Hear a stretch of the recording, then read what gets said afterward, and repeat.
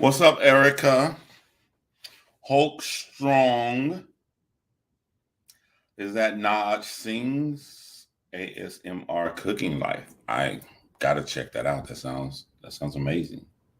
How are you guys doing? Oh man, let me take these shoes off. They're so uncomfortable. I just got home, you guys. Ugh. What's up, Barbara and Mercedes and Miss Rosaline? We gotta talk, Miss Rosaline. Pamela, how you guys doing? Um, yeah, I was out with friends at my little favorite cigar lounge, and I was up in North Atlanta and was stuck up there. So when I'm in North Atlanta on a Friday, I'm like, I'm just gonna stay up here. It's gonna be like 2 hours just to get home, and came home, drove all the way across town, and went to hang out with friends. Came back, walked and played with my dog until she got super tired.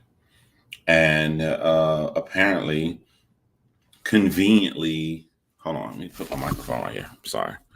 Apparently, conveniently, around say 8 p.m., 7 p.m. Eastern time, Will Smith announced that he is resigning from the Academy Awards. And I thought that was wow. Like so many thoughts about that, and we talked about it. One thing I like about the cigar lounge is not just the cigar, but just the conversations that men like we all have. Uh, Watching General Hospital is still on. I had no idea. What's up, Kay's beautiful struggle? But I just wanted to talk about this in whole. I talked about this if you've been following my on my other channels and stuff in detail. But like when he resigned, when Will Smith announced that he resigned, it kind of made me disgusted at things that people aren't talking about. The things that people are talking about, I'm pretty much in tune with. Um, so I guess I'm gonna have to do a recap since I never done it on this channel, and then after my recap, to the people who already know how I feel, we'll get up to date on the second part of why the Oscars suck. My opinion, going back to the beginning on what Will Smith did, especially if you follow my John Crimes channel, instead of me doing a story about everybody else, I did the story of myself called The Story of John Crimes, because I do the story of Caitlin Nicole Davis, the story of Vera Jo Measure Smith, the story of everybody. I wanted to do the story of myself, and one thing that stuck out when I did the story of myself was the trauma I went through at being 8 years old of seeing a muscle-built man who used physical intimidation to beat my mom and hit me. I guess he felt in a relationship she'd take it. He felt I was a little nerd. He never touched my sister though. My sister was like I guess gangster and gave off the impression that there are going to be serious consequences if you touch her. So he would isolate us and do certain things. So in that story, as an 8-year-old boy, I watched somebody hit my mom for the first time, and I was scared and being afraid of seeing this happen. It caused a lot of trauma in my life, and it's probably one of the reasons you see a lot of stories on my channel relating to little children who are being mistreated. Um, Basically, if you look back on the documentaries I made, they've all been about being abused or mistreated, and no one can be there to stand up for you. That was not done on purpose. People call that to my attention, which made me look at like, wow, I didn't even know that that was what I was covering. So what does that have to do with Will Smith? Will Smith was a 9-year-old little boy, and he watched his father beat his mom until blood came out of her mouth. He got older, and it stuck with him so long. His father was in a wheelchair, and he thought for a second, I'm now powerful. I can just push him down the stairs. It made him want to come out, help other people. And after looking at everything and putting myself in his shoes, I still came to the conclusion that there's just no way I can justify a man assaulting someone else on stage, even with uh, knowing specifically the parallel, like trauma he came from the same place that I came from. Him at 9 years old and me at 8 years old, I still felt like that was very, very awful what Will Smith did. And I'm able to put myself in multiple categories because if you're in a relationship with me, I'm going to take up for you fiercely. Anybody in my circle, no harm will ever come to them. And I don't care about my reputation. I'm going to take up for them. So that's another place that I can understand that he was coming from. And then people put out the defense that he's taking up for his wife. I just don't feel like he was taking up for his wife because I think women are stronger than I don't think that you can't say you fight for women's rights and you want women to fight on the first line of the war with men that are equal to men, and then say that Jada Pinkett Smith, being such a strong woman that she is, needed him to go assault another man on stage to over such a light-hearted joke. But as we all know, I don't think that he did that because of a joke. I think that he did that based upon this is my second opportunity. I was not there. I was not big enough. I was not strong enough to take up for my mom. I go out here and I defend everybody else. I'm not going to let this happen again to somebody else that I love. I completely empathize and put myself in his shoes. And at the same time, you have to care about being effective. And this was not an effective way, because if you don't want things said about your wife and what she's going through with alopecia, which simply means hair loss, then you cause the most harm to your wife, as everyone on the entire internet has made memes, joke, and has vilified him and his wife beyond belief relentlessly. So we're looking at the lines of just simply being effective.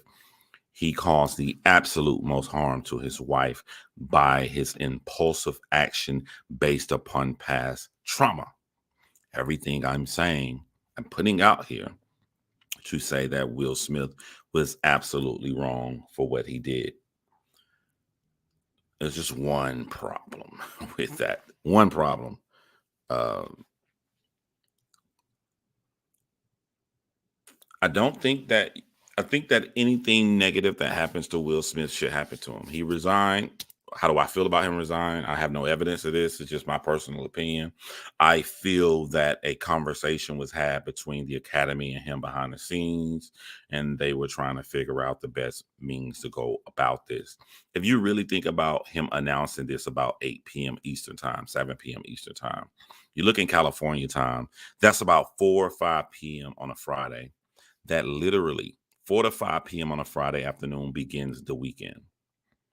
Why is that important? He announced something that he knew was going to be so big at the specific start of the weekend. If you know about social media, Twitter, YouTube, Instagram, TikTok, everything, the weekend is when the least time people is going to pay attention to you. You never put out a new video. I would never put out a documentary on a Saturday. It's just not going to happen. I want to gain maximum amount of viewers. So it comes across as this is an attempt to do it at a time where people are not going to talk about it. It's a failed attempt because I assure you, Monday morning, everyone will be talking about Will Smith resigning from the Oscars. Are they going to put out videos on a Sunday? Nope, they're not.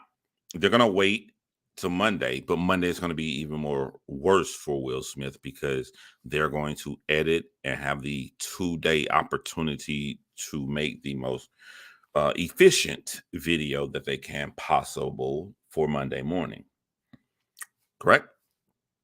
So I look at this and I think, I don't care what happens to Will Smith. He deserves it.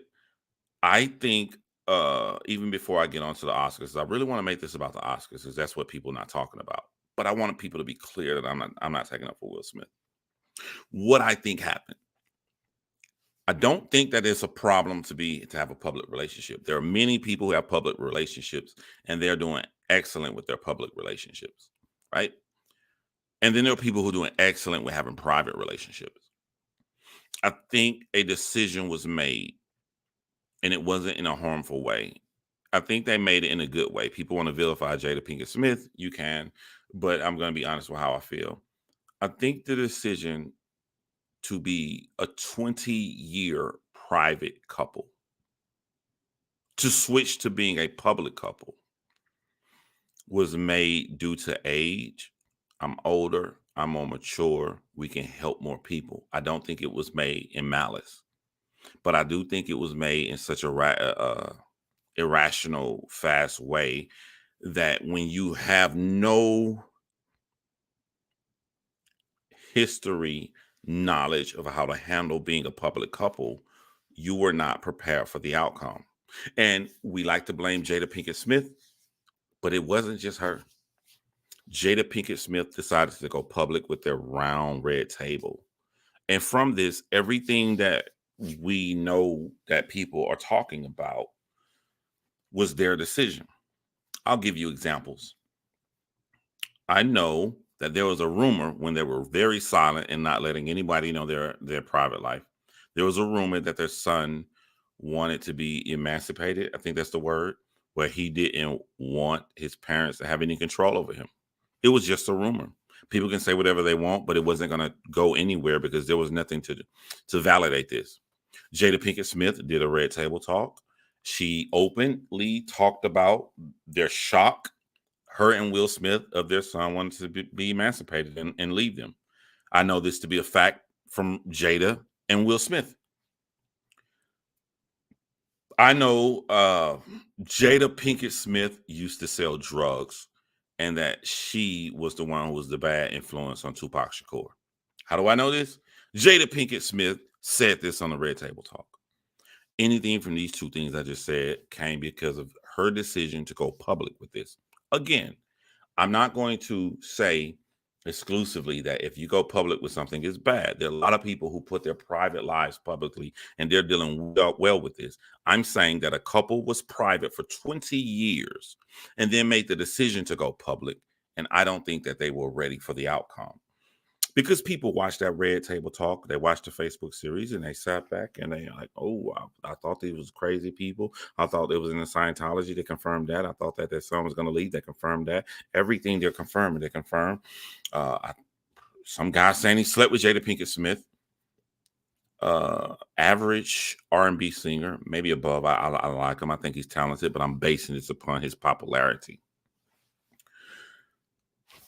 But it wasn't just an R&B singer. It was a middle-aged woman taking in a guy with very serious physical ailments that could kill him and he could die, that just so happened to come into their life because he was friends with their son. And if you're looking at a 50-something-year-old woman or late 40s, whenever this happened, with that guy in his early to mid 20s at this time, that is friends with your son, you don't look at it as Hollywood. You look at it as an older woman who at the time, I'm going by what they said they was separated and her taking in and having a sexual affair, or during their break having a sexual, what she called it, entanglement. I think that was very damaging. But this is also coming at a time that Will Smith, just what I'm saying, it's not just Jada. We want to put it all on Jada, that Jada came public. At the same time, Will Smith, at his late 40s, because he turned 50 on his YouTube, he decided to make a YouTube channel. He decided to speak on their relationship. He did this. He sat down on some steps and said, I came to a point in my life where I'm not going to worry about trying to make my wife happy. She needs to do it for herself. He came. I know this happened because he said it. These were all the things that I learned from their one decision to go public. Their one decision to go public with their life. Again, for the third time. I'm not saying if you go public, that's bad. I'm saying on what you can handle from being private for 20 years. Their sole decision to go public caused a chain reaction that culminated at the Oscars. It was their decision together. It wasn't just Jada Pinkett and her Red Table Talk. It was also, while she did this, Will Smith was doing his first public thing instead of being an action star, and then I'll go make the independent thing to try to win an Oscar. It was their decision to go public. It was their decision to boycott the Oscars. And it's just crazy to boycott the Oscars and then knowing you put it out here so publicly how much you wanted to win the Oscar. We were talking in the cigar bar tonight, and I said to my fellow fellas, his Oscar is literally a paperweight. I'll explain the paperweight. What does an Oscar do? If you won an Oscar, you won an Academy Award for best actor, whatever. It is sort of a physical gateway to the secret vault of these unlocked scripts and amazing acting gigs that you can do. Well, that doesn't apply to Will Smith because he already had this before the Oscars. He could already play and produce their films that he can do anything that he wanted to. So you don't win anything there. What else can an Oscar do? You can show it off, show off an Oscar. I'm an Academy Award winner. So then I told the guys at Cigar Bar tonight, I said, what do you guys think would happen if Will Smith had a party at his house and he goes to show his entire house and he goes into his vault with all his awards? Will Smith, drink in his hand, he can point to the Grammy and say, I am the first rapper to ever win a Grammy. And when they get to the Grammy, they stop and they can cheer. He can go to all the awards around the entire room, but when he goes to that Oscar, they might as well have put Chris Rock's face on it. In my opinion, when he goes into this room with all of these awards he's achieved over the past 30 years, when he stops to that Oscar, he's going to want to walk past it. There is no reason for him to stop and saying, this is when I won an Oscar, because when he points his hand to the Oscar and say, this is when I won the Oscars, everybody staring at that Oscar is only going to think about the controversy, the tarnishing of his reputation, the slapping of Chris Rock. No one is going to think about King Richards. So of all the things that the Oscars can provide a person, he gets zero of any of that.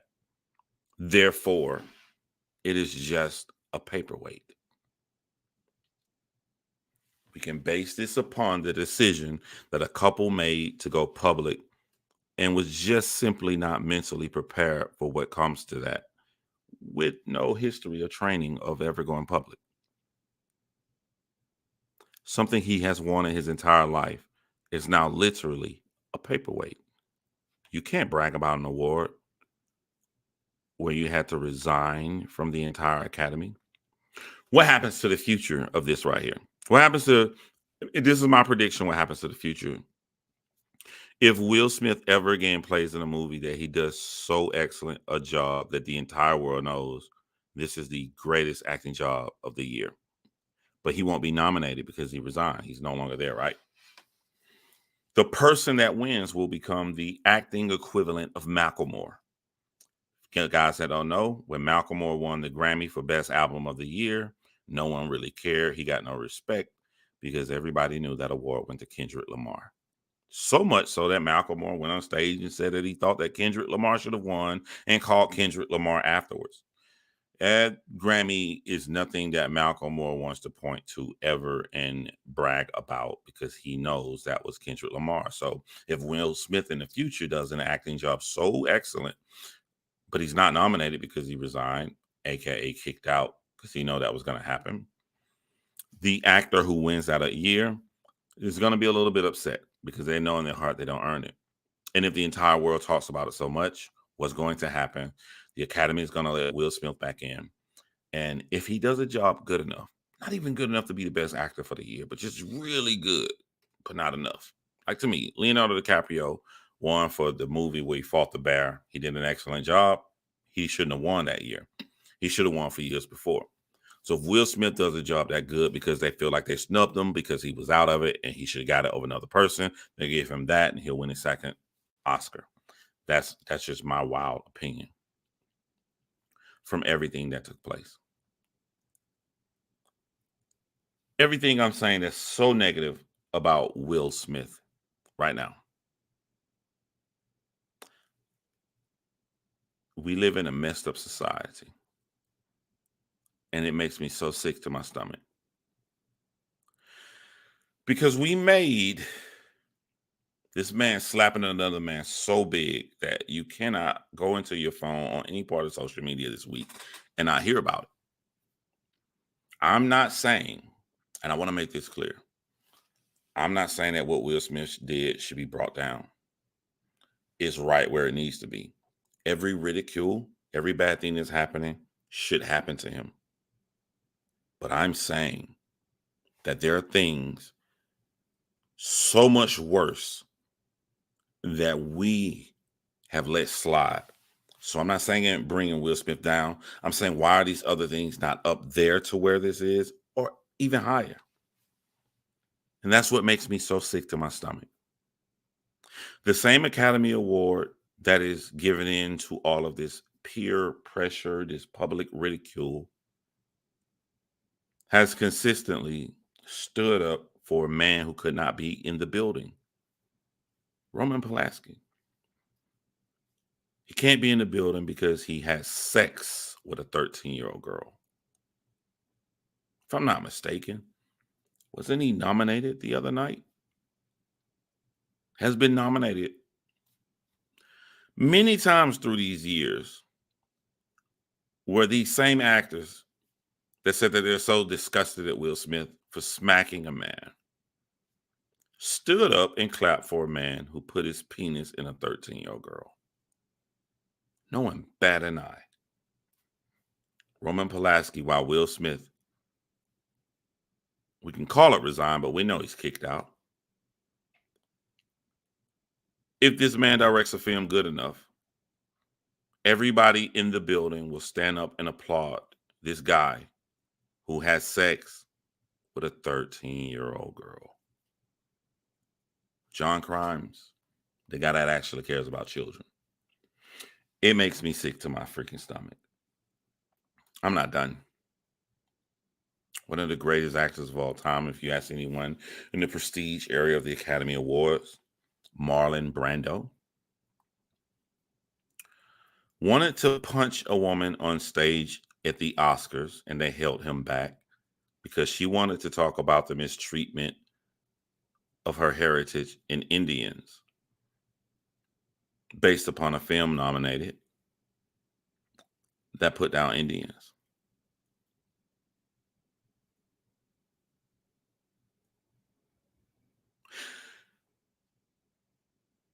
No. I got this wrong. I want to apologize. Brando did something else. This was John Wayne. Still one of the greatest actors of all time. Thank you. Thank you, Tombstone, my boy. He will go down into history as one of the greatest actors.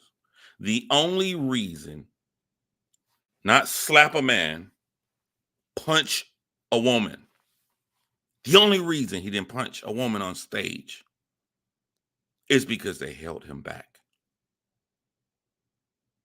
It's not about bringing Will Smith down. We're not even. The Gwyneth Paltrow's and all the prestige people of Hollywood who stands up for Roman Polanski. This is the worst thing. I hate to want to make a choice over all of these egregious acts, but if I was forced to make a choice, a known sexual predator that ran out of our country for 30 years for putting his penis inside of a 13-year-old girl, a man who wanted to punch a woman on stage is far worse than a man smacking a man way smaller than him. But people won't talk about this. We get tricked by the media so much that we don't go by the actual act. We go by what's put in our face, what's fed to us. Think about how much it was fed to us that Kanye West ran on stage and said Beyonce had a better video than Taylor Swift. That was pathetic. Very pathetic what Kanye West did. Then I look and I say, how can Taylor Swift beat Beyonce for best female video, but Beyonce wins for best video overall? That just doesn't make logical sense to me.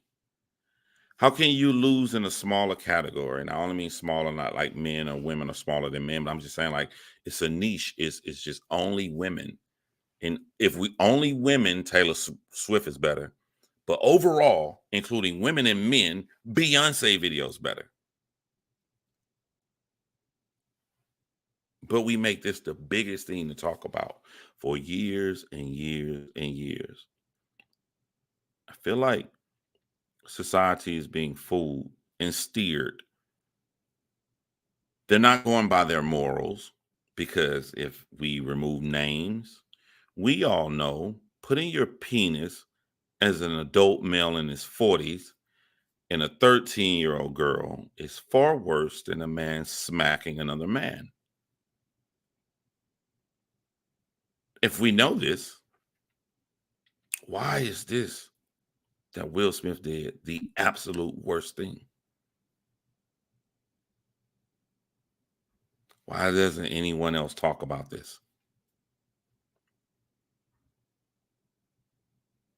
Is it time? What will happen in 30 years? In 30 years, when all of this is really old, it's still going to go down. Will Smith is the absolute worst over John Wayne, who, if everyone moved out the way, would have cold cocked an Indian woman in the face on stage at the Oscars.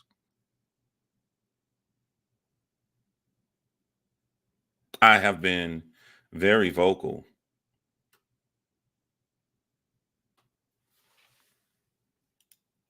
I just want to call somebody out to the show. Let me read what on the block what Jen said. Damn, it's hot as hell. It's hot in here. She said that you're doing exactly what you're accusing others of doing. How many Roman Polanski / John Wayne streams have you done prior to today? I'm sure you didn't care either till Will Smith got crucified. I would say to you on the block with Jen that one of the problems we have in society is making an assumption that appears to be right and running with it as the truth. You just literally ran with that, really upset with the assumption that I knew this. I didn't know about John Wayne until after this happened. I'm speaking about what John Wayne did, all of this after this happened.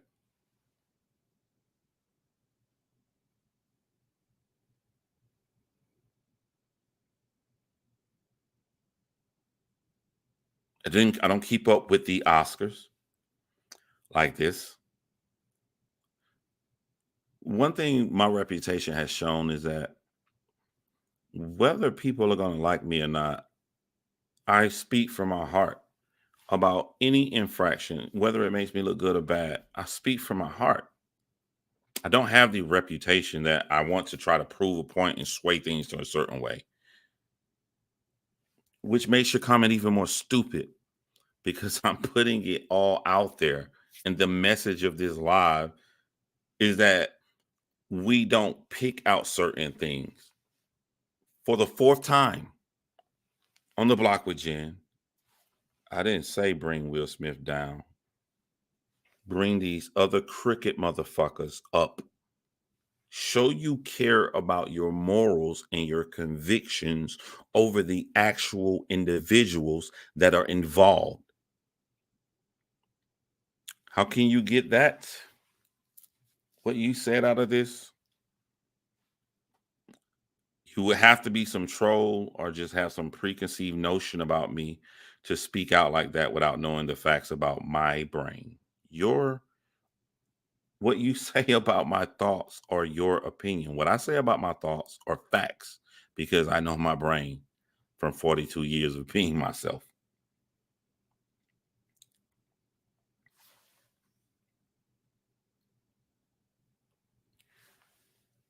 You bring these up.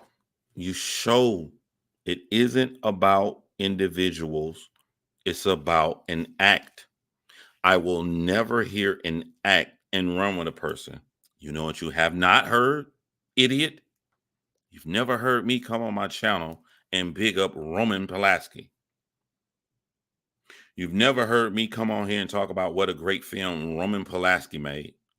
You never heard me come on here and talk about the great achievements of Rosemary's Baby. When you see that, you have an argument to make on the comment that you made.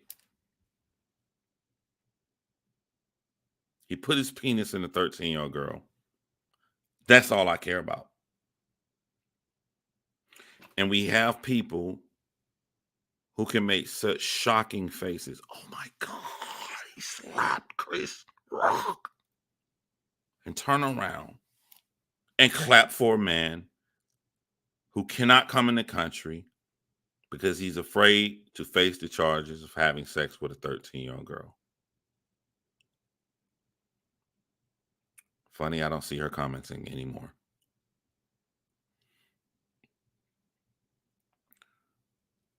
It makes people, it validates people who talk about how sick these lying idiots of Hollywood are.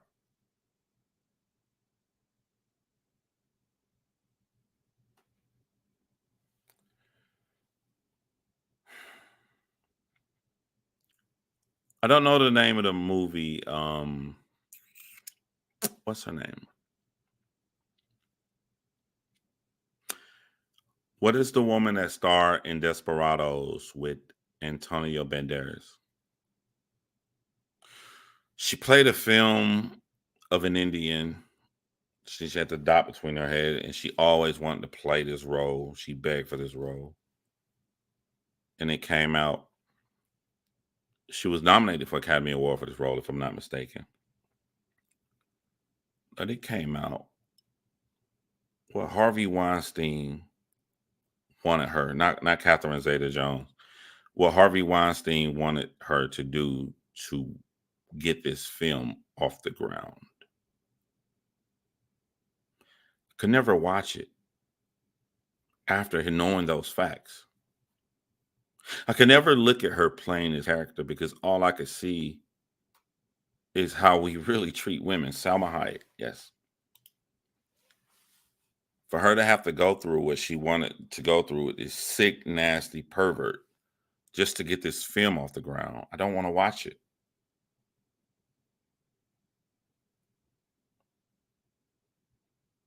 It's sick. It's me watching a representation of what's wrong with the world that we live in.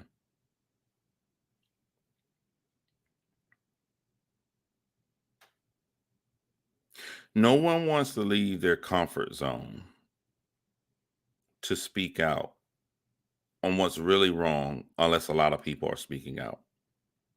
That's why it's so easy to speak about what Will Smith did, because everybody's speaking out.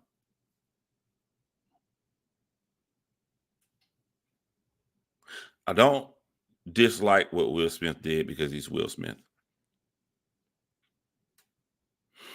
You know what else I learned after Will Smith slapped Chris Rock? He put this out beforehand.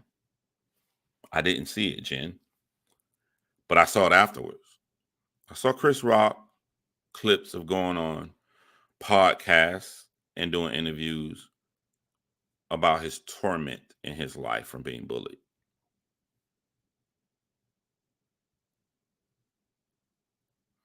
I saw the trauma he showed, why he needed to talk to a shrink, even after being really rich and achieving so much in life. And now I'm worried about him. If you went through that amount of trauma from getting beat up every day, and then you get slapped in front of the entire world like this, and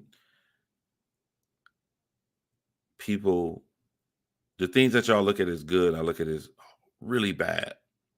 People look at it as good as his ticket sales went up.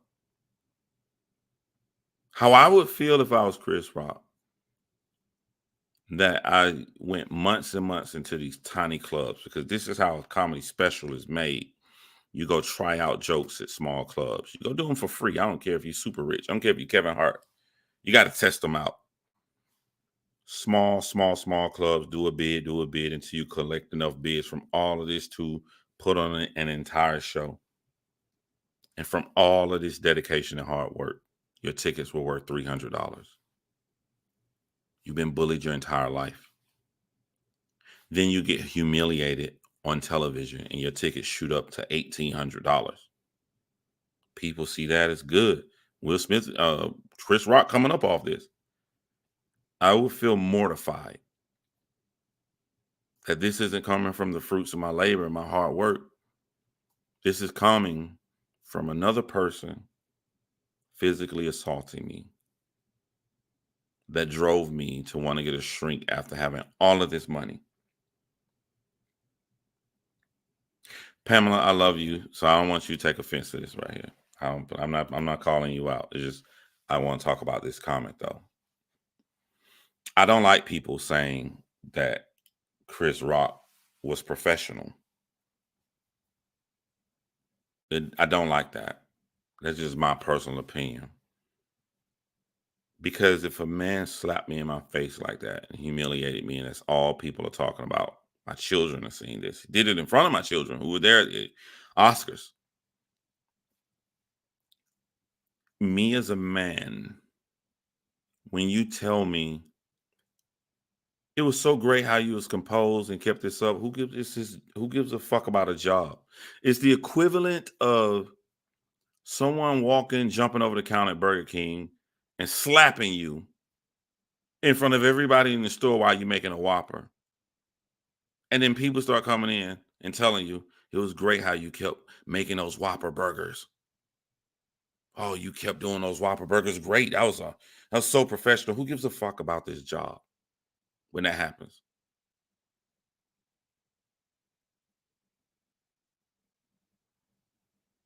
Who gives a fuck? What is the Oscars?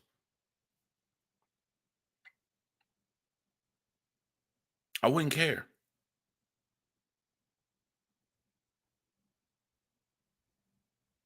If I had to guess, Chris Rock is feeling like his brother is feeling. They don't care about that apology with the trauma that their brother went through his entire life.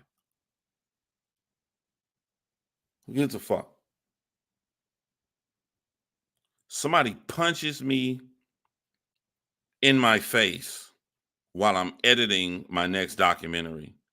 You think I care about jumping right on to go back to continue editing, chopping and splicing?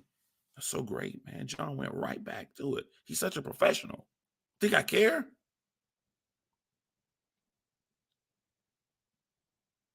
It's not a compliment to me because you don't know what's in Chris Rock's brain. He said that he held in so much trauma for being beat up that it exploded one day, and he took a brick and put it in his sock, and he almost beat a guy to death. And it made him afraid of himself and how he react. I totally understood that because there's been situations where I'm like, people are talking shit about me online, and I'm like, I want you to stop. But I know if I ask you to stop, you're going to take that as a sign of weakness. It's not weakness. I love my life and I'm afraid of what I may do to you. You don't know how bad I can get down if you push me to that limit. He was afraid of how he would react. So you take that knowledge of Chris Rock going through that and feeling that way and expressing himself that way, and then you come back to him being well composed and going straight forward to be professional at the Oscars. You ask yourself, is he holding all of this in? If so, this is very mentally damaging. because what will happen if he lets it out? All of this praise that he was professional.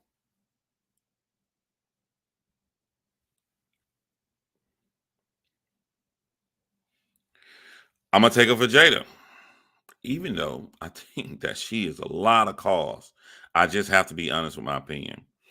The decision for Jada Pinkett to do the red talk table, which I think was a very horrible decision because they have clearly have shown both of them, Jada and Will, you were not prepared for the new life that can happen once you go public instead of being private.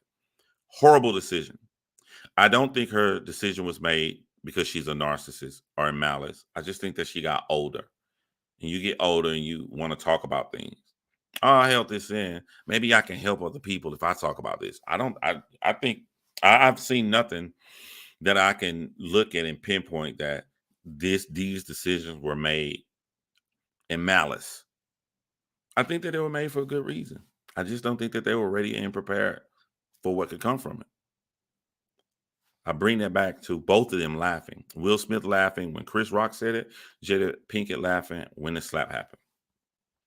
I don't think Will Smith was laughing because the joke was funny, because it wasn't a funny joke. I'm not saying sensitive shit. I'm saying the validity of being funny. It just wasn't funny. It was G.I. Jane here, Screw your feelings being hurt. I'm talking about funny. It just wasn't that funny. I just think that they have been sort of conditioned that the host is going to say something about them. And I think that Will Smith in particular has been conditioned to want to do the right thing before doing the natural thing. So the right thing to do, somebody say something, you just knee-jerk reaction from being in this situation so many times. People poking fun of you or poking fun of your wife is still laugh. The instinct from conditioning was to laugh. I don't think that Jada Pinkett Smith knew that Will Smith was walking on stage to cold cock Chris Rock. Think it's a knee jerk reaction like everybody else. Laugh. I don't think that's how she really felt. I don't think that Jada Pinkett Smith is a narcissist. I think she's a woman who made a terrible mistake to go public with their life and has not equipped at all to deal with the repercussions of making this decision. The same as Will Smith. Will Smith thought that if my wife is on her red talk table journey, I'm going to be on my YouTube journey. I'm going to go across the whole world. I'm going to tell about my feelings, my emotions, and they forgot how evil society is. You have told us your husband didn't please you, and you told us your husband didn't please you after you told us you had an entanglement with your son's friend. And I think that when you're rich and famous, you don't have people to say it the way I just said it. You told the entire world your husband could not please you physically in the bedroom. After you told us you had an entanglement when you said that y'all were separated with your son's friend who was close to dying when he came to you all. That's what you told us. I'm not embellishing.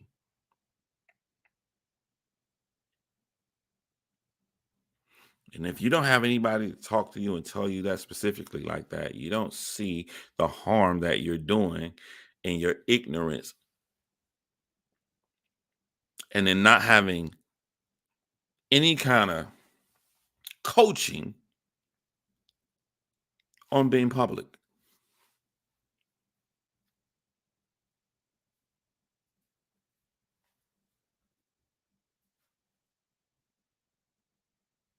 Yes, August Alsina was her son's friend.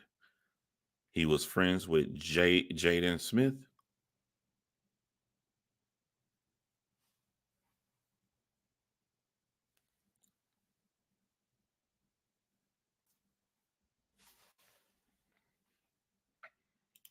Me too. If I take my girlfriend on a date to a comedy show, I only moved that down because it was over my face. I ain't want to. I want to keep your comments up. But if I take my girlfriend to a comedy show, it's a difference in how I'm chilling if I'm in the back or if I'm in the front row. If I'm in the front row, I know, I mean, I'm be cool. She like me and everything, but they probably gonna roast me. It's a strong chance. Well, we watching six comedians tonight. Oh, am I gonna be here in the front middle seat with six comedians and a chance that they gonna talk about me?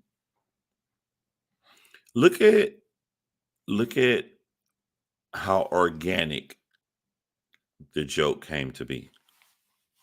First of all, he was already talking about husbands and wives. He was talking about another comedian up for the Academy Award, and that comedian's wife up for her Academy Award. And he was saying, this comedian better hope that he loses and his wife wins. If he wins, he better hope his wife wins. That was the organic blossoming. That's why I don't like this joke wasn't written. A lot of people saying it was written. No, it wasn't funny enough to be written. From that joke, he knows this guy's up against Will Smith, and Will Smith is right in his face. He's already talking about husband and wife. And it organically moved into the G.I. Jane joke. As a cancer survivor, I got to be honest. I've never heard so many people care about alopecia before. Alopecia means hair loss. So many people get picked on from hair loss right now, specifically men, and it just becomes normal. That's not an issue. It's only an issue if you're fighting that women are equal. You can't have it both ways. We're equal, but we can talk about y'all hair loss, but you can't talk about ours. She isn't dying. She didn't have cancer like I did. She isn't weak. I've been around long enough to not look at Jada and Will as a couple. I've been around long enough to look at Jada Pinkett Smith as her own human being, her own person. All I've ever known of Jada Pinkett since she came on the acting scene, way down before Low Down Dirty Shame, as a very strong woman who, when it comes to words, can easily defend herself.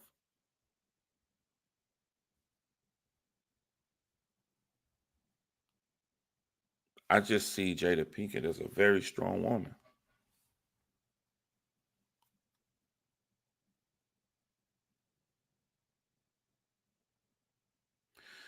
Jada Pinkett Smith's daughter, Willow. So many things wrong with this. Posted a letter that she wrote to the deceased Tupac Shakur. She's 21 years old. If she's 21 years old, I mean, she was born in 2001, right? Tupac died 5 years before that. For a little girl, for that handwriting, she would at minimum, I don't know how old she was, 18 years old. She wrote a letter saying, please come back. I know you're not dead. Please make my mommy happy.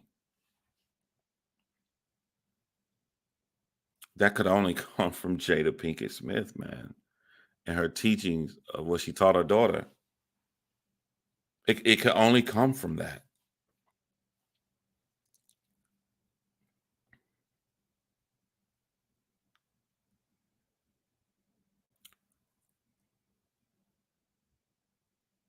That's bad. And then your son saying after he slapped Chris Rock, he says, that's how we roll. I could only hope that there was a talk before going public because there ain't nothing more important than family. Your son said that's how we roll. And 4 days later, you're saying how horrible an act it was that you did.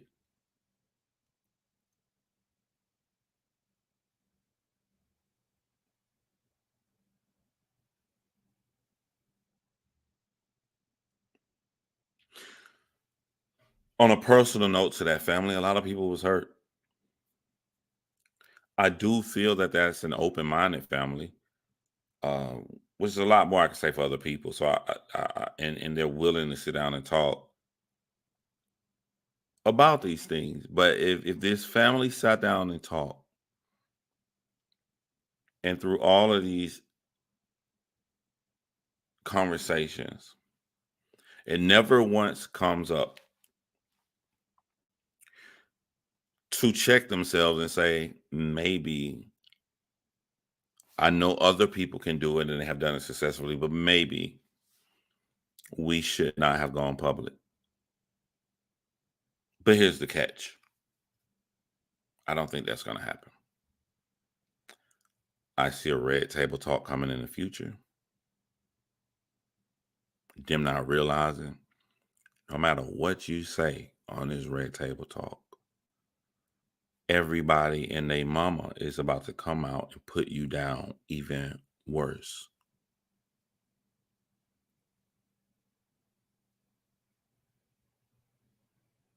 And if that's the case, it's a shame to have so many hundreds of millions of dollars and you either don't have the mental health counselors to talk to, or you aren't using the advice when it should be used. That's what I see what's happening in the world a lot now.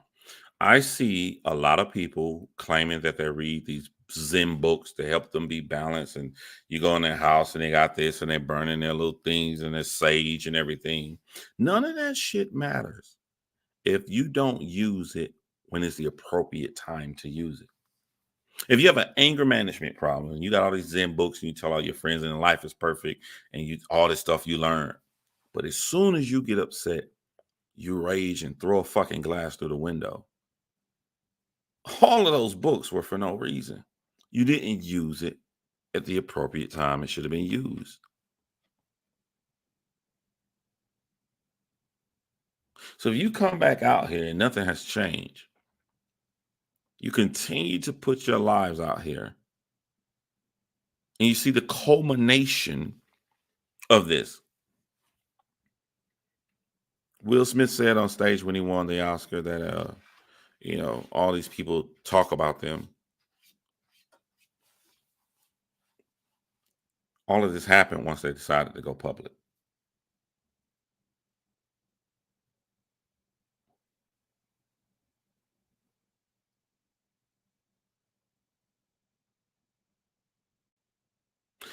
I got into a fight with my cousin.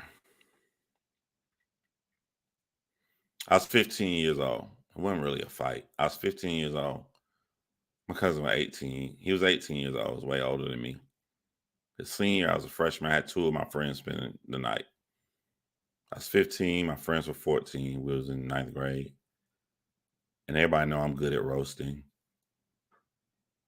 Everybody know he's good at football. He's physically fit dude. And he said a joke. He tried to pick on me in front of my friends. I didn't understand why he wanted to pick on me and my friends because the one advantage I had over him was I'm very good at words. I was going to win. I was going to roast the shit out of you. He picked on me and he picked on my mom, which was his aunt. I remember his mom was a hairdresser, but she lost her shop. So she was going to customers to fix their hair. And I remember I said to him, fuck you talking about? Your mom's a door-to-door hair salesman. And like everybody was just laughing. I was picking on him. He wanted to fight. He started with me. I just want to hang out with my friends. I tried to walk to the back room. He ran in front of me and he locked the door where my older sister was in. My older sister, like gangster as hell. He locked her in the room and beat the shit out of me.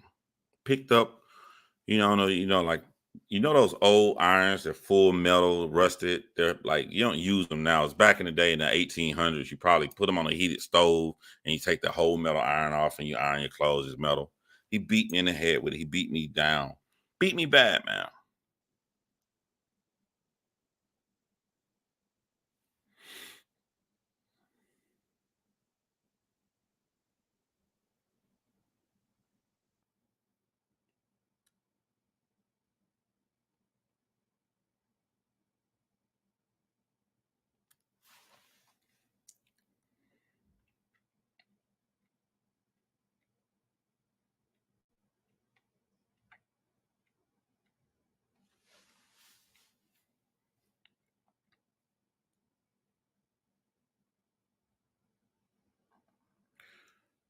I tell you guys that story because when he beat me down, I was living in the house with my grandmother, who you watch the story of John Crimes on his channel, who hated me. Um, my life was really like Antoine Fisher. So much that when I watched that movie one time, somebody was playing and I walked in the room and I watched that movie and I started crying. My grandma ran out of her room and started rubbing my cousin back. They start hugging my cousin. My aunt started hugging he just beat the shit out of me. He started with me and beat the shit out of me. And that's how I felt when Will Smith smacked Chris Rock and Denzel Washington, Bradley Cooper, and everybody ran to console Will Smith. Like, wow. Why y'all consoling the guy that just assaulted? Why ain't nobody running to Chris Rock?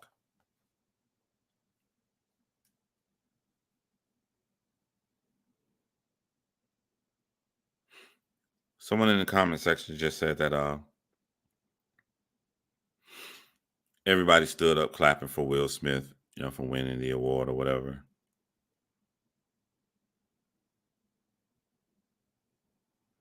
I was conflicted on that. Like, what would I have done if I was an actor? Your knee-jerk reaction. Whoever wins, you stand up and clap for him. This is a great achievement. But he just assaulted someone.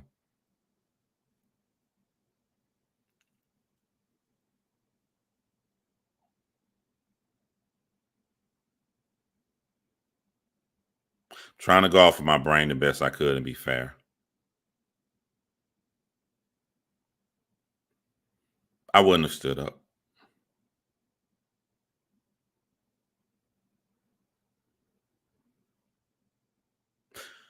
I know I wouldn't have stood up, especially after seeing Denzel and everybody come to him. Because you have to stand for something. And in that situation, to stand on my beliefs would have been to sit down.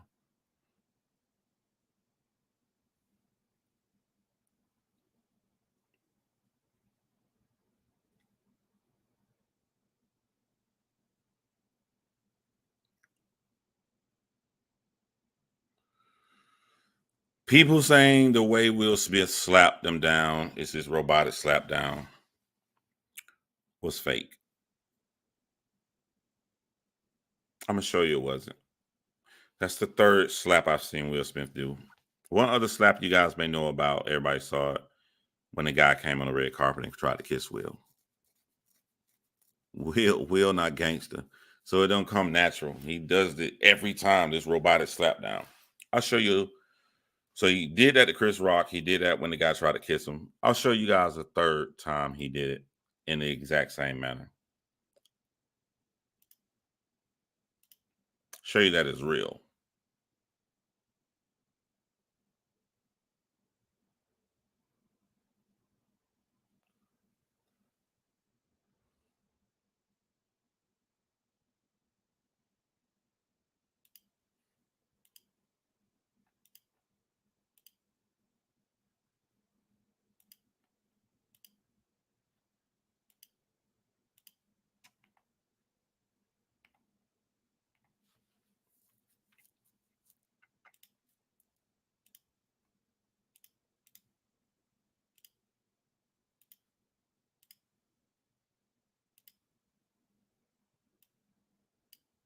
Bumping it up a level to some of the cooler, more up-to-date stuff.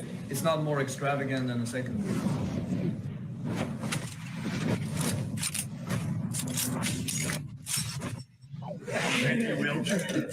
See his hand? Terrible gun safety. Watch how his hand goes down. That's just his natural movement. Bumping it up a level. He can't dance. To It's some like of the the worst cooler, dancer. He just has an unnatural body movement. up-to-date Watch stuff. him slap It's the not more gun down. extravagant than the second one. That's just how he moves. That's just how Will Smith moves.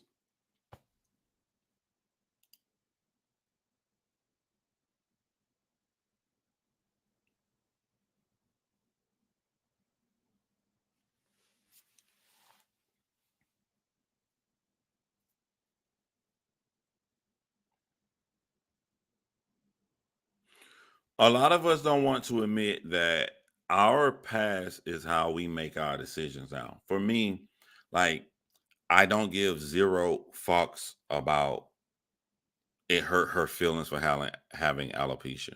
Why don't I care? Because it comes from my life. Uh, I live a life where people come on the internet and say the wildest, insane, most craziest things about me.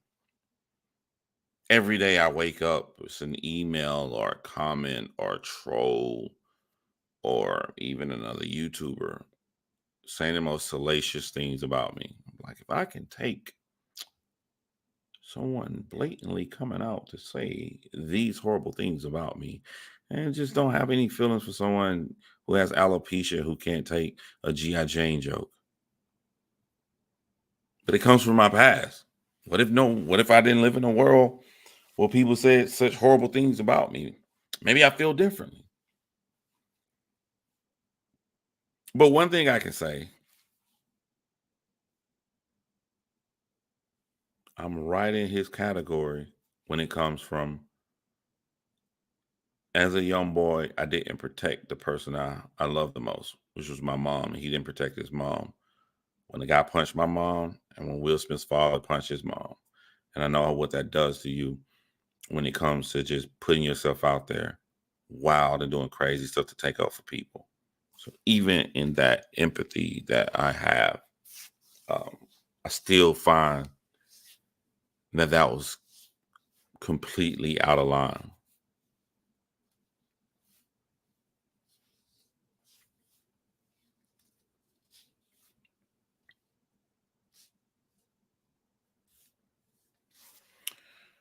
Someone said they banned Polanski from the Oscars in 2018. When did he have sex with a 13-year-old? Was 2018 when he finally left the country and they was almost about to ship him to America, which made a lot of negative headlines for Roman Polanski again? Was that the year? I think that was about 4 years ago. So if those negative headlines would have never resurfaced, they was going to keep giving him awards and standing ovations for films that he made.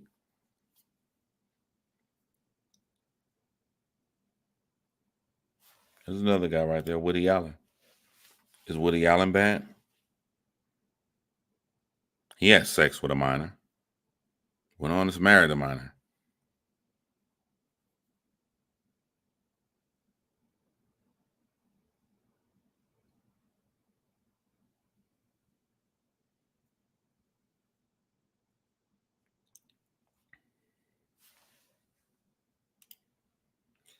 Thank you, figure skating coach. And I realize that, and I don't. It still will always be a part of me. I just try to use it in a good way. I try to use it to shed light on cases and stories with other children who couldn't speak for themselves. But it still had a negative effect on my life. What is the difference between me as a true crime YouTuber and my friends, Stephanie Harlow and everybody? They ignore the BS. A lot of negativity came to my name because I never ignored the BS. I went straight towards the BS. When bad things were done to bad people and bad things were done to me, I responded back. That would have been directly coming from my childhood and feeling like I didn't do what I was supposed to do to protect my mom.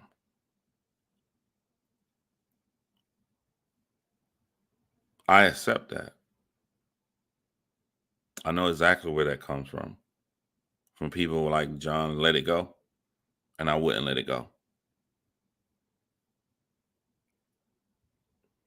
And it took me a while to slowly get to a place to where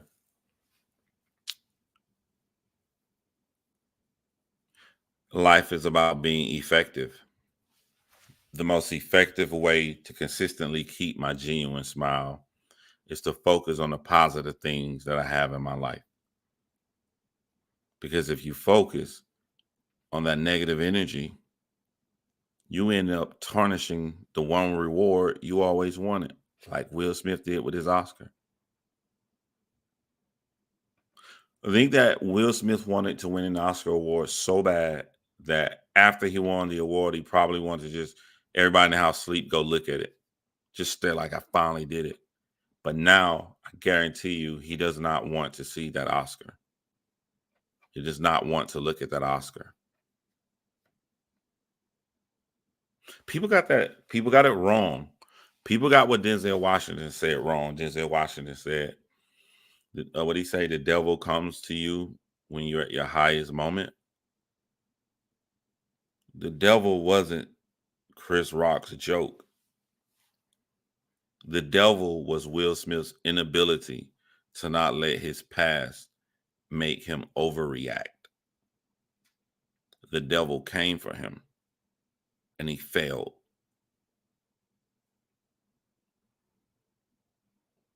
Even if you agree with Will Smith, right?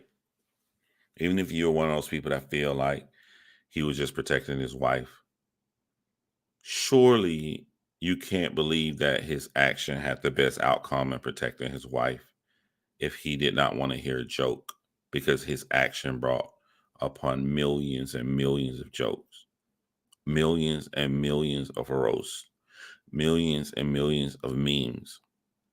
He caused more harm to his wife by slapping Chris Rock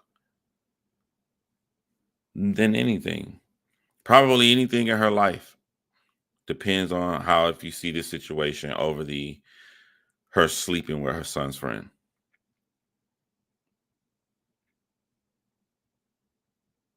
And revealing that to the world.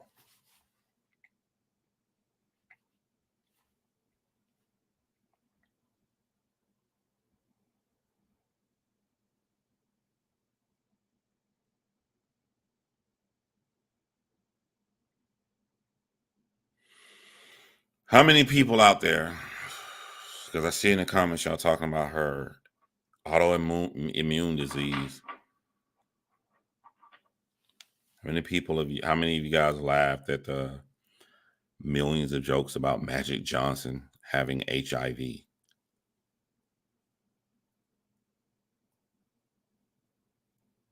The roast about Magic Johnson having HIV. We got to be 100 with ourselves. We got to be honest with ourselves. You got to keep it a buck across the board. Why is one okay to pick on and the other one isn't? I'm consistent. You're a celebrity. People are going to say trash about you. Magic Johnson has HIV. He's a celebrity. They're going to make HIV roast jokes. Comes with the territory. She has alopecia. Comes with the territory. You're a celebrity. You're front row.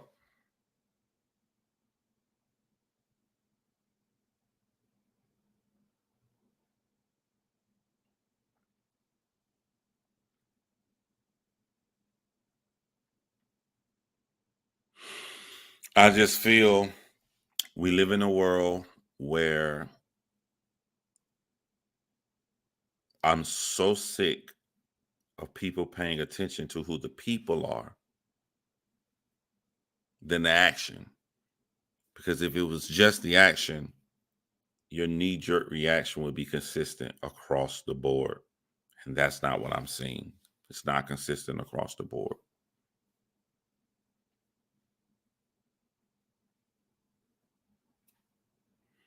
Yes, that was his first Oscar. And apparently that's probably going to be his last Oscar.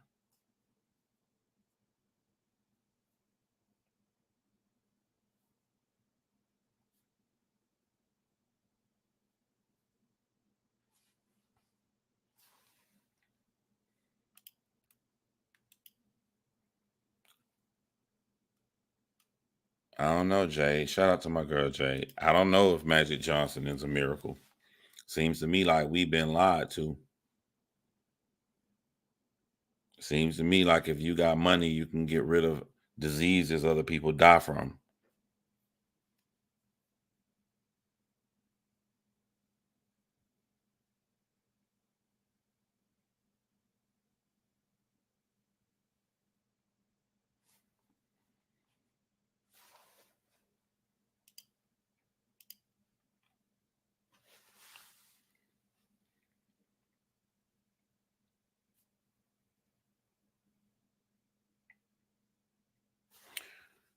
I just noticed that it said backup channel.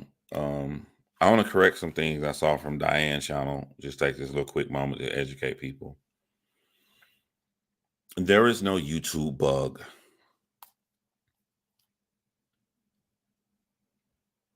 Why a lot of channels have been deleted. I think YouTube targeted areas where people go into a lot, and it's been a lot of toxicity in these areas following their algorithm, and they tried to make a clean sweep because it only happened in areas where these communities are.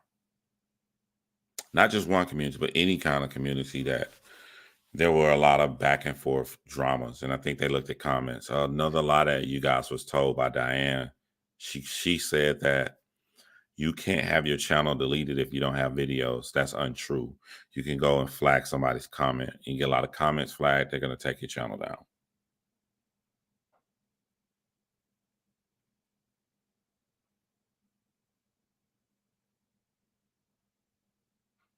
I just want to fix that so people can be aware of the future. That's why I'm like, that stuff is not even worth it. That's not a new idea. People with money always have good outcomes. Yeah.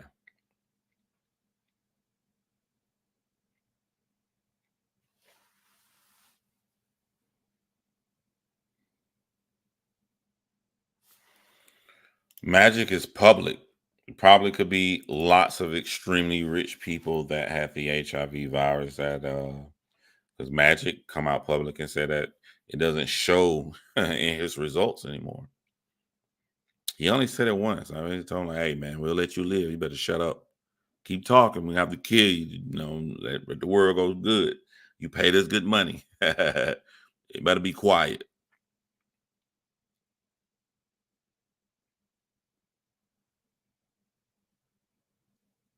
Everybody come from their own experiences. A lot of women that are taking up for Will Smith, they're coming from their own experiences. They've been in situations to where they've been in relationships and they see a world where women are being picked on, where wives aren't being protected. So from their experiences, it's going to make them feel good to see a man go on stage and defend his wife that way. It's coming from their personal experiences. Me, I'm no different. My personal experiences, so many horrible things have been said about me that if I can take these horrible words, she can take an alopecia joke. We're all coming from our personal experiences.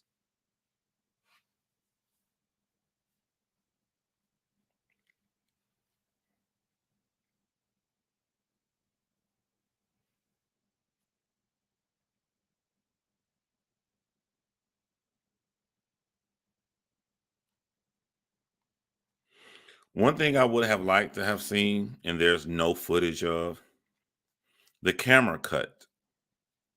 Like I said, I don't think Will Smith laughed because the joke was funny. The joke was not funny.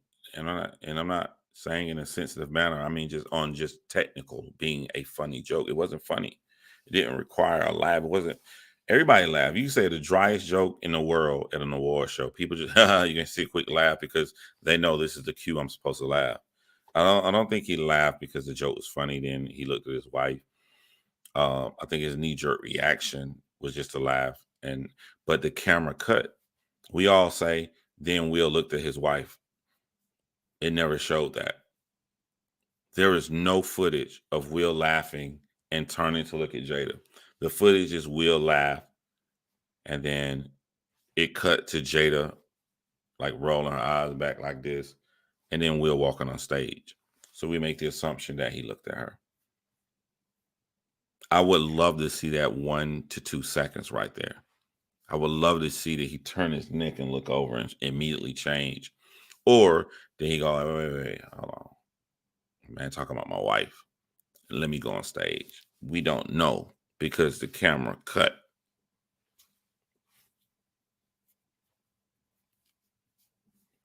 No one important, Pamela.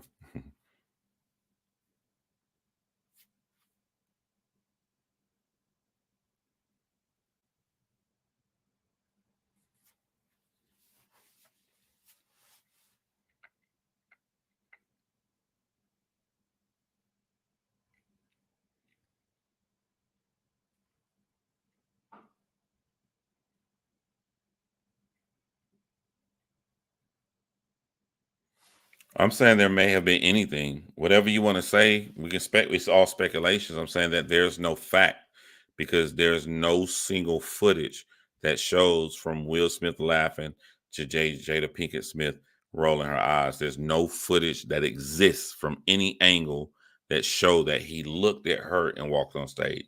So anything in those 1 to 2 seconds, it's just speculation. That's just a fact.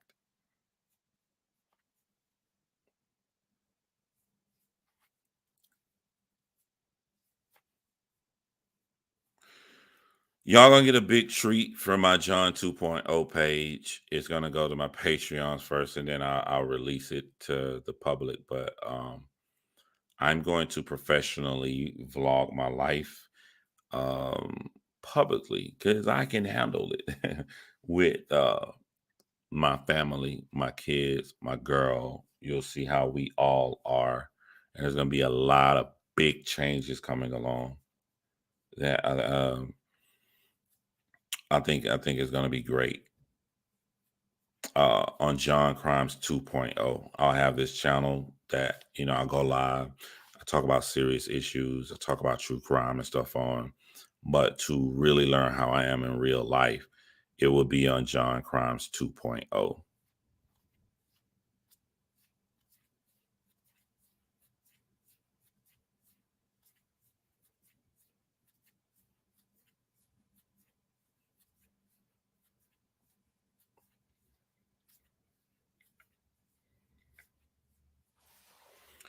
Thanks, Kimberly.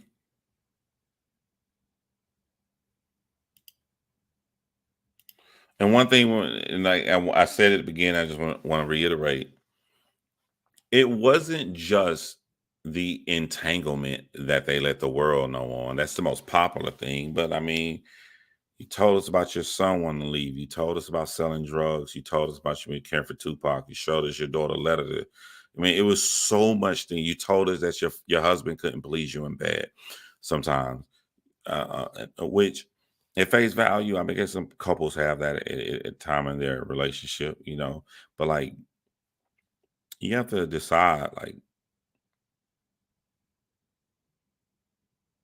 sometimes you can have a one track mind and want to help people because I think that Jada Pinkett really did all of that stuff because she wanted to help people feel free about speaking out. But you got to be able to handle the consequences. You have to be able to look at it as a collective whole, what you're letting the world know about you.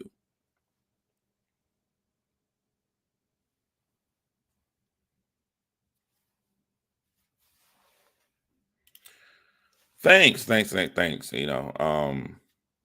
never had an issue being open about my life, but I just never did it in a professional way. I sit down and talk, but like the professional vlog about my life and everything that's going on, I can handle it. It's not a big deal to me, and but if I couldn't, I'll cut it in a heartbeat to preserve what I have and just stop it.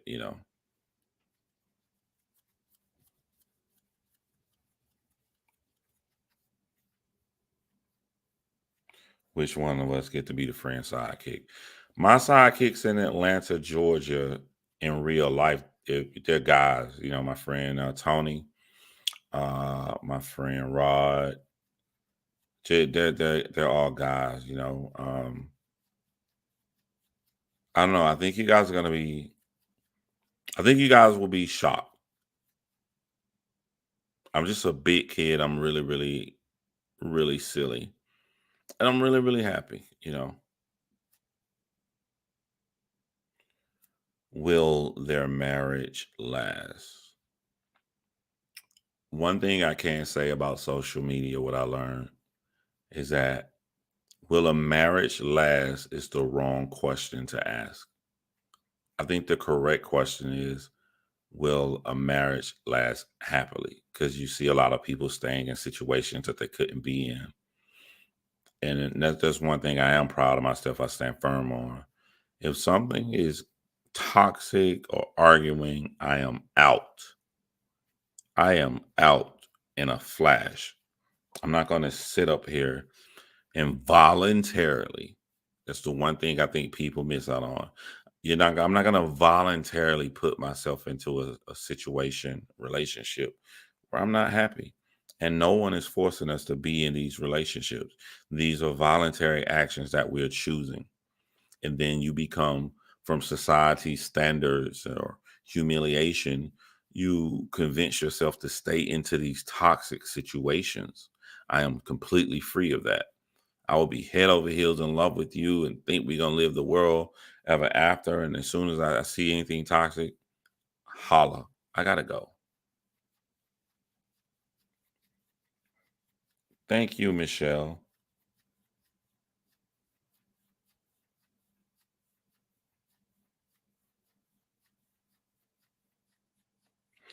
It's so hard at times if you're a domestic abuser survivor because you've made rules about what kind of partner you're going to be. Marriage, you're going to have what defined as trying or quitting born in. If you got that open communication, what I see wrong with a lot of couples is the tough times are about telling the person how you feel. And when you get so set on solely, the key word is solely, when that is the only thing you want to do is tell them how you feel, when you've built this up in your brain that I want to right now, come sit down, let's talk. I want to have a conversation with you, my partner.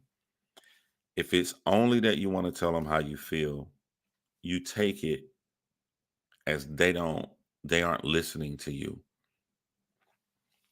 If they bring up how they feel, no, no, no, no. We weren't talking about that. We're supposed to be here to talk about how I feel only. No, you're a partnership. These things are like slinkies, man. They go hand in hand. They stop listening and they start waiting for you to be quiet so they can say the other thing. You got to listen to each other. You got to want. You got to go back. You got to like this person enough that you want to actually listen and be a partnership instead of I'm going to tell you how I feel. How often do you see couples say, "Oh, I didn't realize that," because this is what I was thinking. This is what caused that reaction that you didn't like out of me. Oh, wow. I'm sorry, baby. You in a marriage, you in a relationship, boyfriend, girlfriend, whatever. If pride from you feeling like you aren't being heard makes you not even simply want to say, I'm sorry to the person that's supposed to be your best friend, that relationship is not going to work successfully. It can work. Tons of people stay in horrible relationships now. It ain't going to work successfully.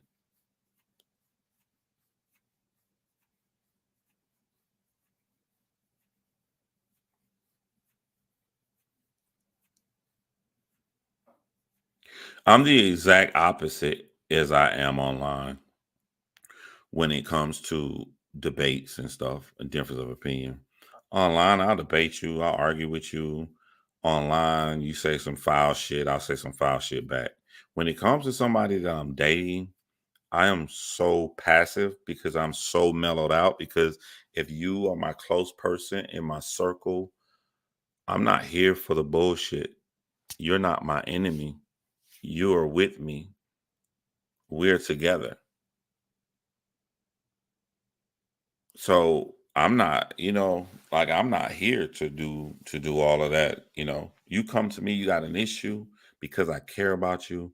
I want to know the issue you have. And I want to reassure you. I hear you, baby.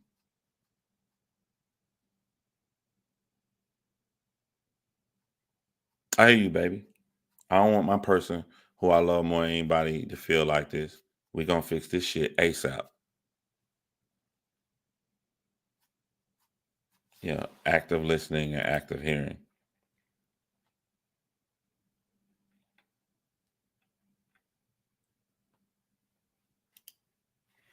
I think some of the things that Will and Jada came up with as a marriage and how they get along and get past their issues is beautiful.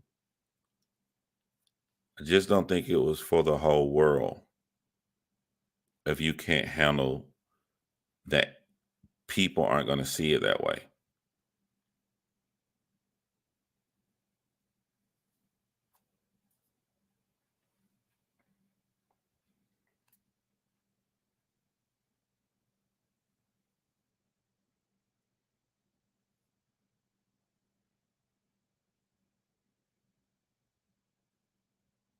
It's a mixed bag of a lot of things. One thing I also learned about relationship, like I always try to get better. Even relationships, I know that the person was a total dick to me. I still look into those and see what could I have done better to be a better partner. Um,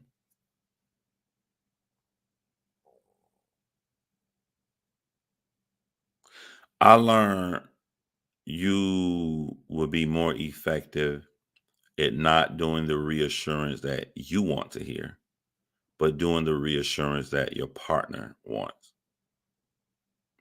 Because you're going to get frustrated if you feel like, I know people don't reassure their partner, but I'm always showing signs that I'm reassuring you and you're not getting the signs. So I feel like you don't care or you being a baby. But what's really going on is I'm not doing the kind of reassurance is for the other person. So you're not going to be effective doing the kind of reassurance that you want. You need to do the kind of reassurance that they want.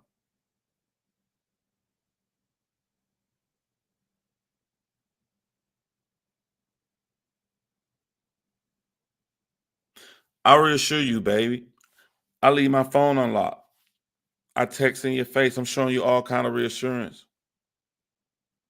What if the reassurance they want is you to put the motherfucking phone down when you with them? You see what I'm saying? You got to do the kind of reassurance the person like you're supposed to be making them feel better.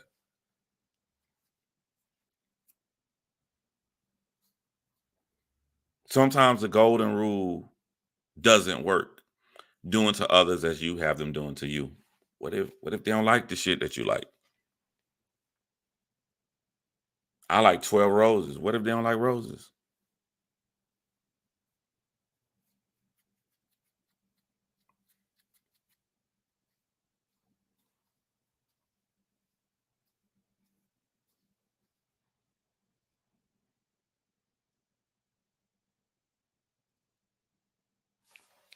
Does John bring up what bothers him or does he let it go? Yeah, I bring up what bothers me.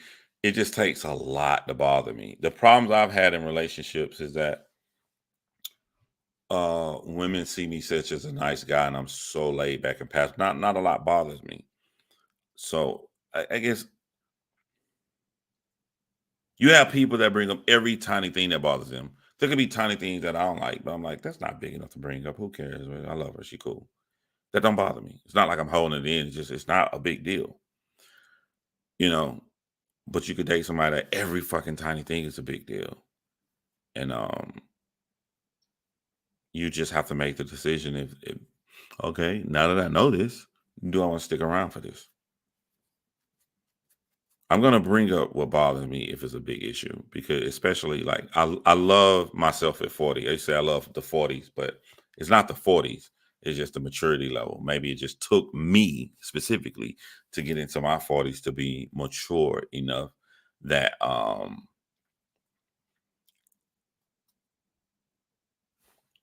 little shit don't bother me.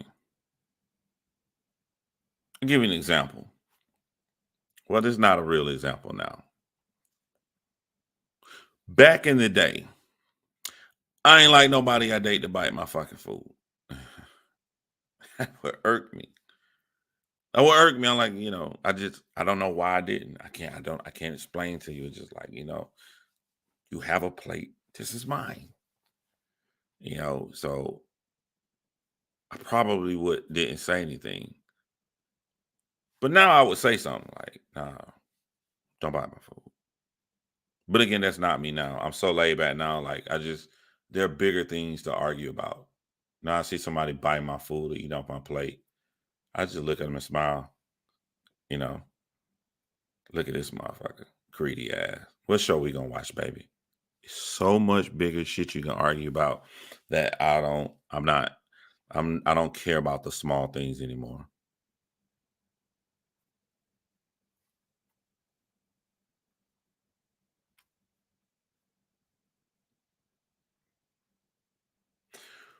What bothers me, I talked about before. I think I talked about on this channel. I definitely talked about on my other channel. What bothers me is lack of trust, not the infidelity portion.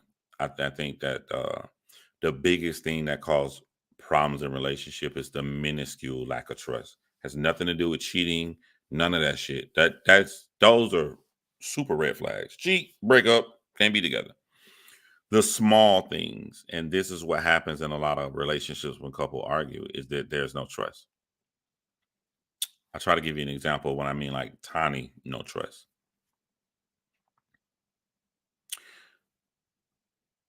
I know you didn't call me, and I know you saw my call, and you just ignored my call so you can sit up there and play the game, some shit like that. That's totally fabricated because I don't play games. I would love to play games. I used to be a game player, but I have so much shit to do in my life. I'm not a video game player anymore. But let's just use this for an example. You didn't call me because you just want to sit there and play your game. If this was a very loving relationship with you, open mind and listen to the person. Once I tell you, babe, and you was playing the game, and I know you saw it because you always got your phone in your hand. So I know if you always got your phone in your hand, there's no way you missed my call. Once I tell you, man, I was just sitting here chilling by myself, relaxed. I was so relaxed, I didn't even have my phone on me, and I accidentally had it on silence. If we get into another argument 4 days later about totally something else, and you're mad about something new that we can talk about and be open and discuss, but instead you go back again and bring that up. That's why you didn't do it the other day. That's why you didn't answer my phone. I thought we talked about that. The only reason you would bring that up would be that you did not trust me when I told you the reason why I didn't answer the call. You didn't trust me. That's what I see couples doing all the time. That's why a motherfucking argument from 3 weeks ago keep coming up, keep coming up, keep coming up. The person told you, you just don't trust what they told you. It'd be them little things, them nuggets that fuck up relationships and keep people arguing all the time. You don't trust what your partner's telling you. Has nothing to do with infidelity. These are everyday small things. You don't trust them.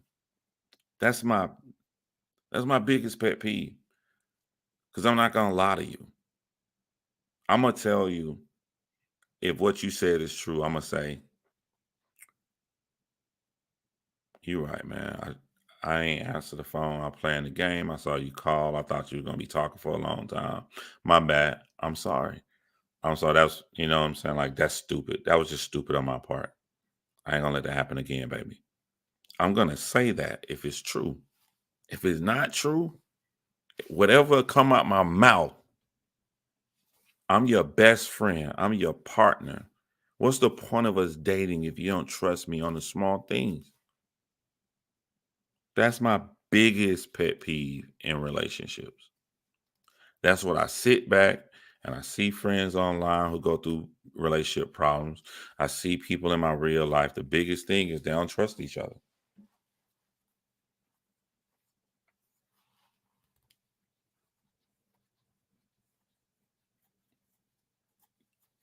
That's the biggest shit. That little thing is a cancer. because those little things is at the bottom of every big argument you have. And then when a motherfucker step out and do cheat, they're frustrated out the yin yang because of the small things that you're arguing about every freaking day due to a lack of trust.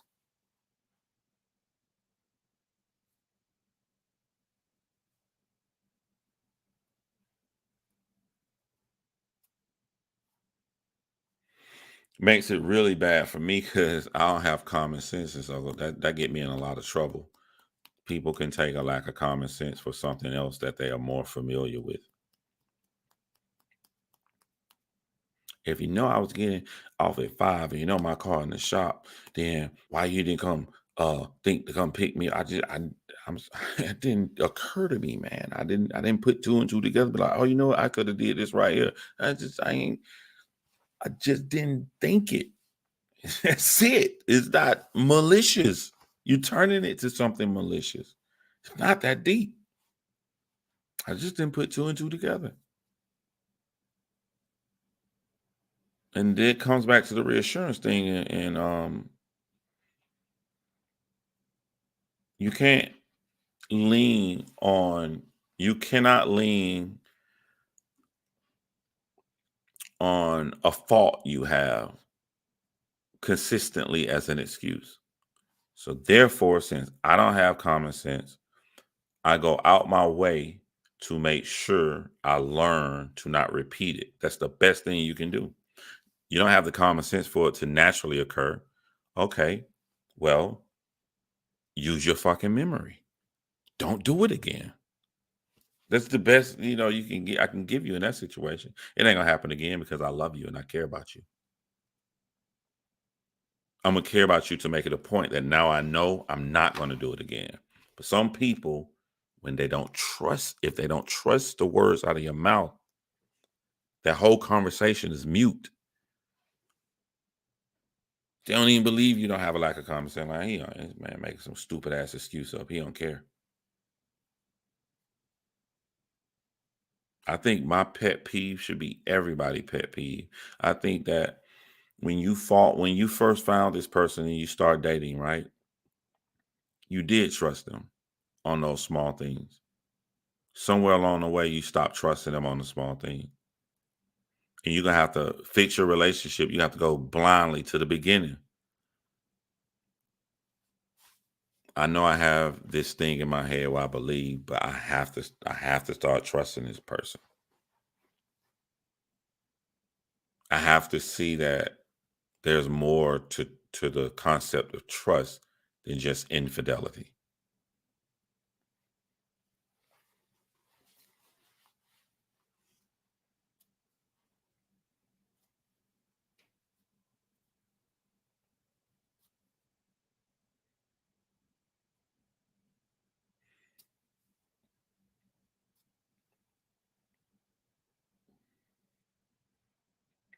And you can't have a relationship without trust. But the problem with that statement, when people hear you can't have a relationship without trust, they are only thinking about infidelity.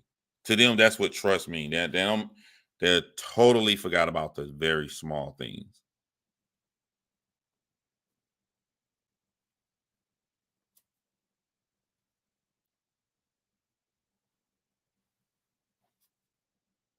If you really trust your partner when they open their mouth, when you sit down to have a dispute and they tell you what they say, it will end right there. It continues to linger on because you don't trust them. And it is impossible to fix.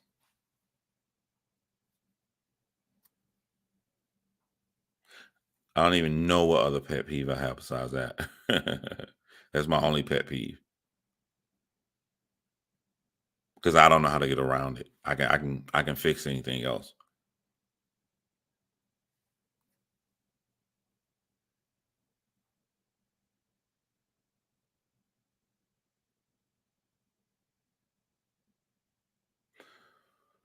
The I had an ex.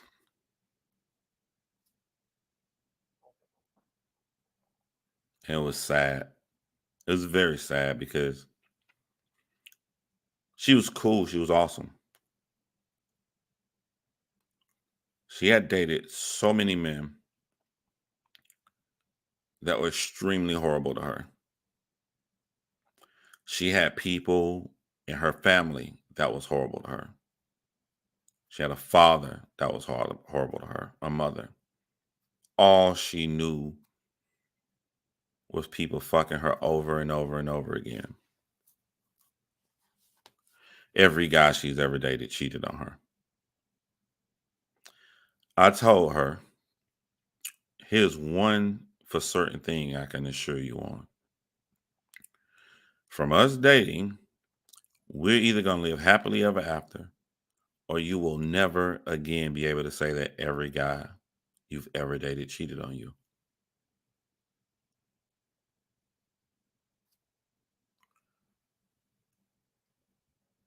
It started off small little things. I put to the back burner. It was no big deal. I remember I went to a restaurant one night. There was no reception at the restaurant. I came back home and woke up the next morning, and she was very upset at herself. She said, "You're a great man. You done nothing to me, and I just went crazy last night. I text you these bad things. I didn't even see what she texted me. I was lit at that Mexican restaurant." I pulled out my phone and I saw like she was like accusing me of stuff and everything. And she said, "That ain't nothing but trauma from my past. Nothing but trauma from my past." I immediately went to reassure her because she felt so horrible at herself. I'm like, "I'm not tripping. It's not a big deal. It's okay. It's okay. I'm not like them to do. It's okay. It's okay. I understand that it come from your past." That was the only time she ever took accountability. Took my phone, went through all my phone, went through every text message I ever sent, went through all my inboxes, went through everything. And I knew she did it. I thought that was messed up. But in my mind, I was like, it's messed up, but at least she'll see she ain't got nothing to worry about. 'Cause ain't nothing she gonna see in my phone. Then we go to sleep. I wake up in the fucking middle of the night. She going through my phone again.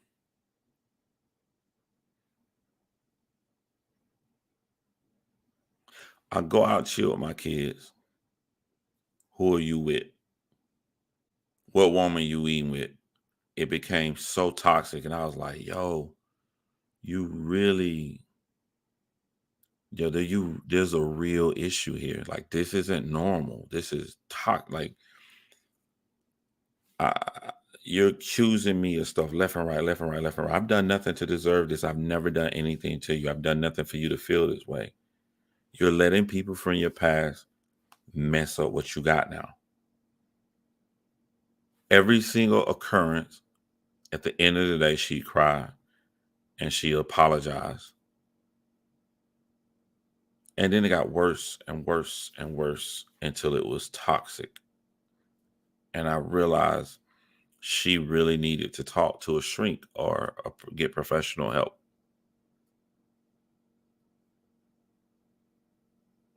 I felt bad for her. I really felt bad for her because I never saw anybody in my face to where I'm looking at them. I never forget the day when I'm like, "Why do you think I'm gonna cheat? Why? I've done this. I've done everything. Why do you think I'm gonna cheat on you?" And she paused and she looked in the air and she said, "Because they all did." And I'm looking at her from the side and she's just staring in the air. And when the way she said, "Because they all did," I felt really bad for her. At the same time of feeling really bad at her,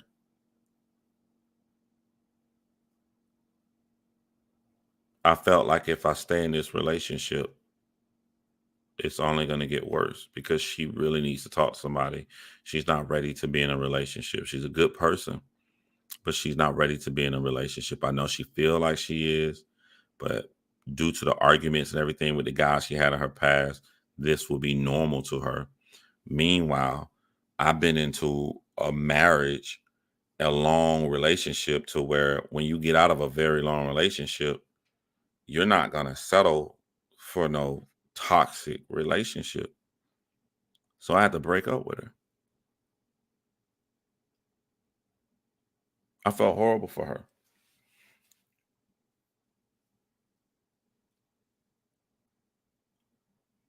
I felt like I saw signs that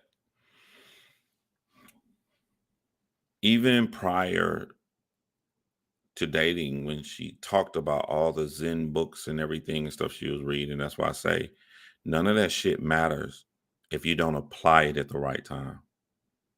If you like the things you're reading from these books of self-improvement, but you are only liking what it said when you're happy. But when you start getting the doubts, you start getting the things that are coming in that's from your past. That is the pivotal moment to where you're supposed to use the knowledge you receive from the book. But if you're going to give in to it,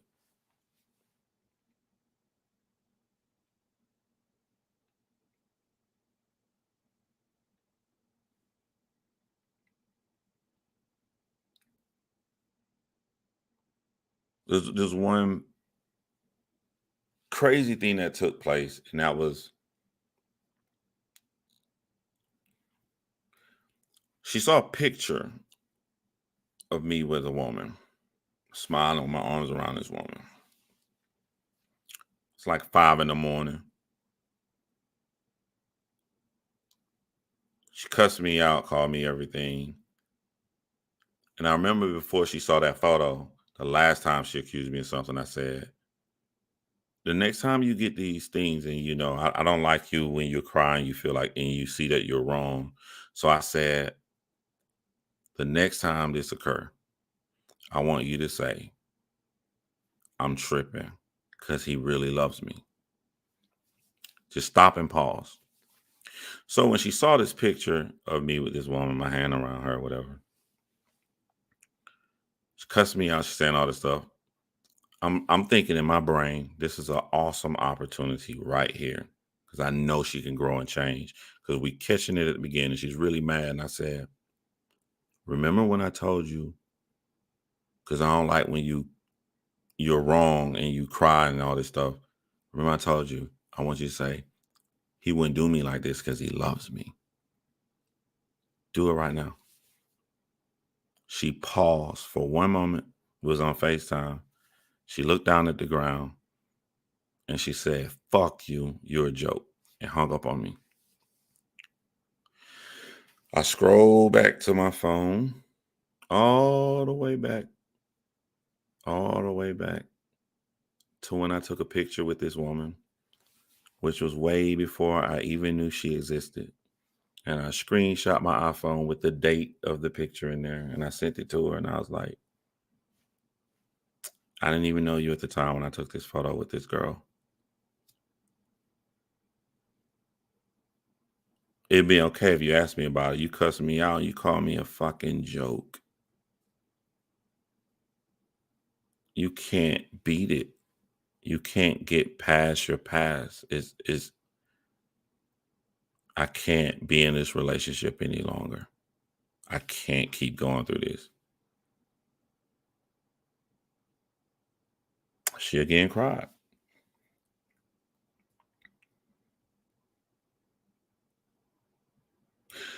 And the empath in me, I still felt bad for her. I still felt bad. I felt bad. I was like, I've never seen somebody,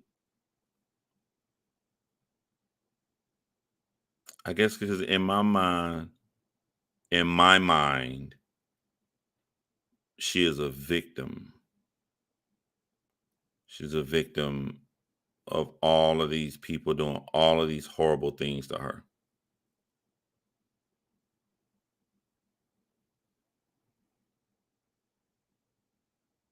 But I have to realize she turning me to a victim. And I can't allow this.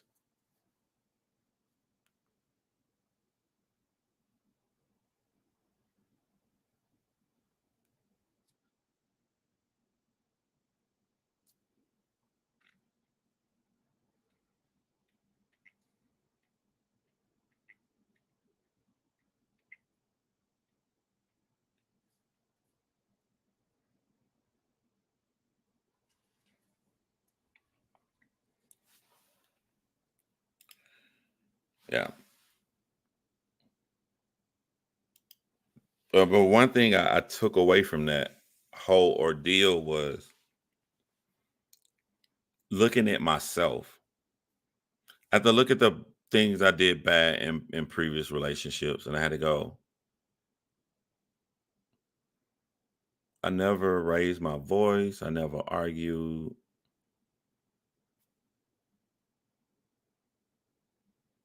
I'm ready. It's just that that wasn't the right person, but I'm ready. And I was proud of myself. I was really proud of myself.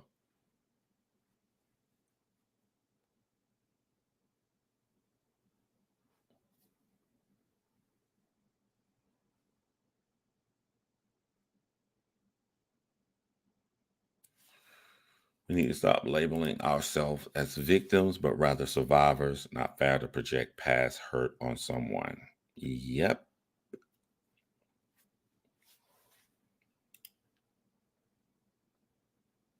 I said, you are going to let them win. You're going to let the people in our past win.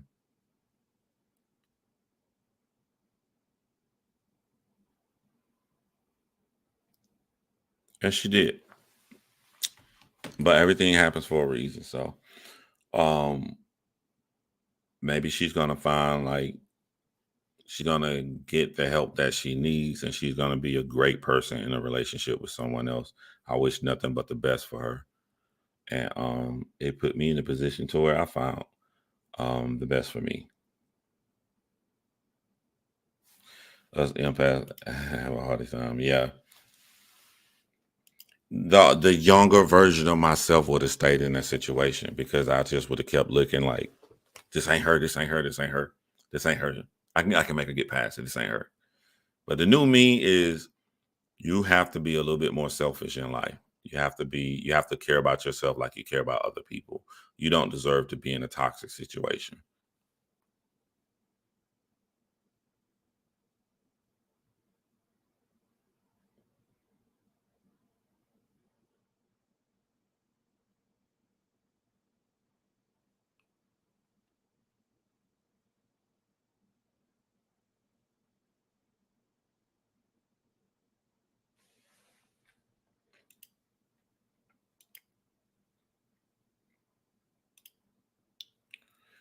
Nah, man, that's the best.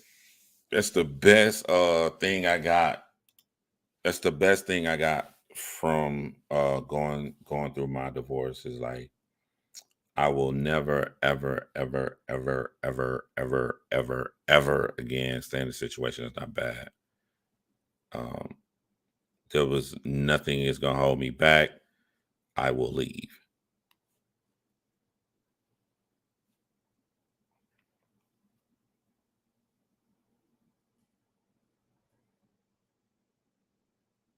Thank you, Aussie Trisha.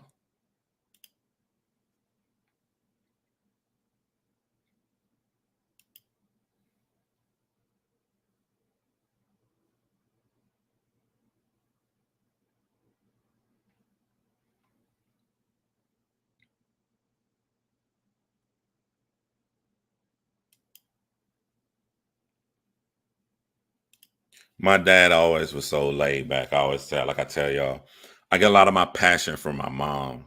And my mom feisty. My mom gonna debate you about anything. That's what I get from my mom. My dad is so laid back. Soon as he see anything, he just walk away. I've never heard my dad in one single argument. He just like, oh, you sound like you mad. He's out of here. And I think I'm becoming like my dad now. It's hard for you guys to see it because when someone says something online, I'm like, shit, I'm here for it. I'll go at you. I'll debate online, but in real life, wait, hold on, this look toxic. I'm out. Gotta holler, holler. And they try to gaslight you. I knew you didn't care because if you care, you stay here and you walking away. I care, but I care about myself too. And you got one life to live, and I'm not about to do this. Feel free to comment all you want, Aussie Trisha. Anytime you want to comment.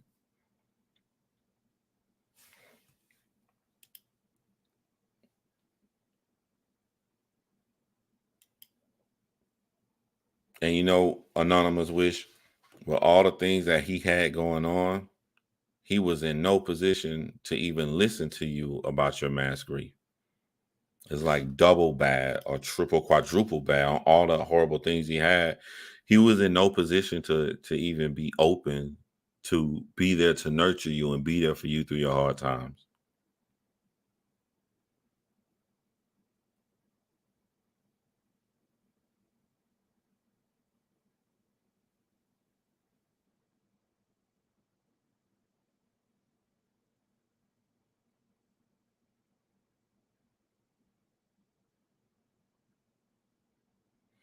Thank you, Pindar. Always, man. Always. One thing, it probably hurt me on YouTube, but I don't care that it hurt me because like my Zen is very important to me. Um, I will walk away from a lot of views, a lot of subscribers. One of the best videos I like making is on my channel called Asant. I just wake up, turn on my camera, and I say what I feel about stuff. I don't get any views on that. I probably get like 100 views on the video, but I feel so much zen and just like the only comments are mature comments. There's no trolling or anything, and I like the way that make me feel. Um, Even if you look at this channel, I'm in a position on this channel to where even before I can put out documentaries, I can consistently go live over here, you know. Um, and I still don't do it because I don't feel comfortable. You know what I'm saying? I don't feel comfortable having a channel called John Crimes and then go live and the topic is like really nothing.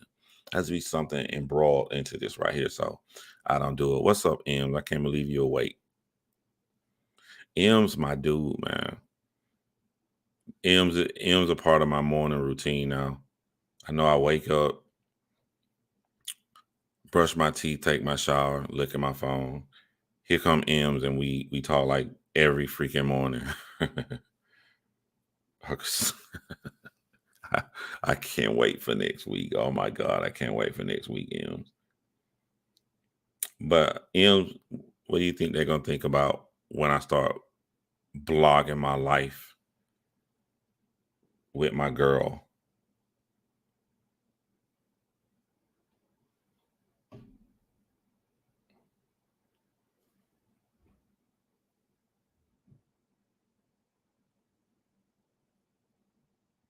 I love when I catch you live. It's hard. The time change, but I always like listening to your wisdom. Thank you. Hawaii weather. Yeah, I forgot you. Well, your time should be good though, because you way above us. I had to go live tonight because I just don't like fakeness. Everything Will Smith is getting, he deserves it, right? I'm just like looking at these horrible people that they act so prestigious towards, and they're way worse. I'm not saying don't do nothing to him to bring him down. I'm saying bring everybody up because what he did is against your morals, and there are people who doing way worse than your morals that you. Let's be consistent. Let's hold everybody accountable and show people what we don't want, what we don't like. Is John Wayne better than Will Smith because people held him back from punching a woman on the stage at the Oscars? Is he better because people held him back?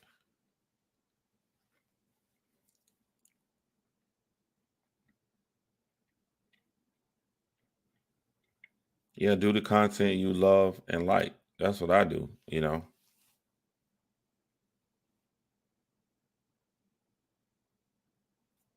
Thank you, Roll. Let's travel. No, I'm in Atlanta, Georgia. I can be in Hawaii if you want me to. I can switch my VPN to Hawaii right now.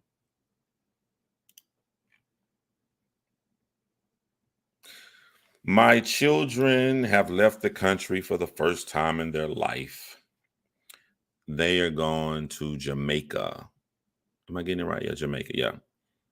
They're going on a cruise and down to Jamaica. I'm very, very happy for my children, man, because I know how excited that they're going to be. I'm a little nervous. I don't know why I'm nervous. You know what I'm saying? Their mom is very, very good to them. I don't know, like, my little girl on a big old boat.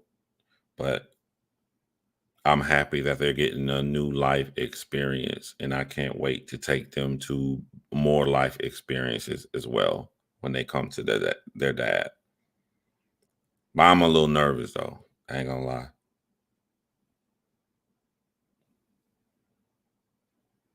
She did ask me a question, and I couldn't answer it for her. Maybe y'all can answer it. My ex-wife bought a Wi-Fi package, and she's trying to understand. She has a Samsung phone that she knows it's called RCS, but I ain't trying not to get nerdy, but like I guess the best way to describe it, let's pretend she has an iPhone. So she knows if she has an iPhone, if she bought Wi-Fi, she can text other people iPhone because it's not a text message, it's an iMessage. It's just called RCS for Samsung. But she's saying if someone texts her, so let's pretend she has an iPhone. So if someone texts her and they got a Samsung phone, is she going to be charged per text like outrageous prices? I was like, I don't know, because I don't know anything about Samsung like that. Yeah, people saying like put your phone on airplane mode and sign in on Wi-Fi. She was like, if she gonna miss anything. I was like, well, you need to see who important in your life. Your parents got a Samsung, you got a Samsung, so you can use that.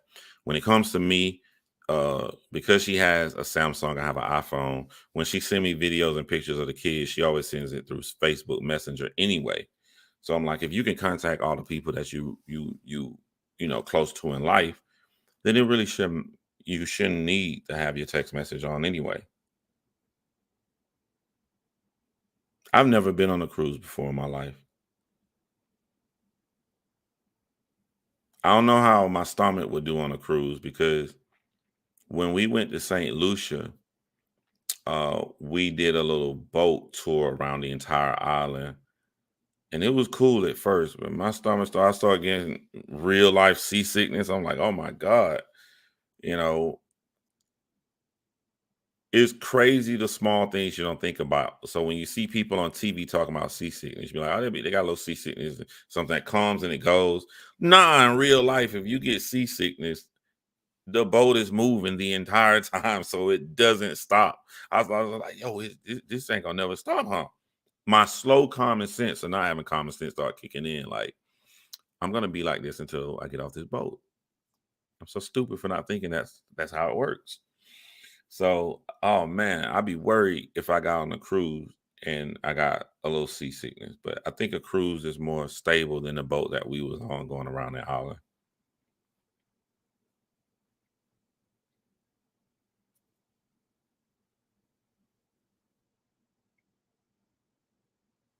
I know that'd be dope, Rosalie.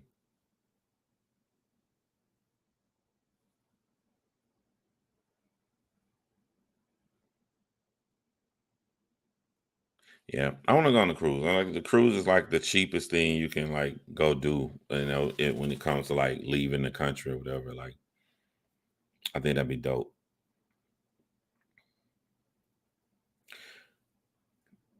Thank you, Haley, for stopping by. A cruise is a floating city. Yeah, I think I'll treat myself to a cruise. To all my Patreon members, I'm gonna have a surprise for you. Maybe by Tuesday, Wednesday at the latest, and then I'll wait and release it public.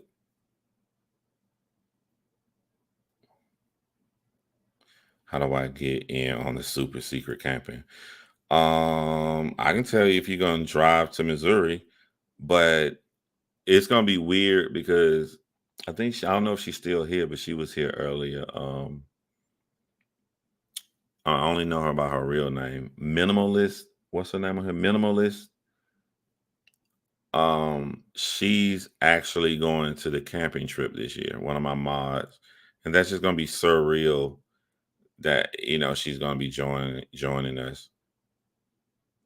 driving her camper up there. That's gonna be like so dope to just see my real life friends mixed with somebody from the gracefully minimalist. Yeah, she's here.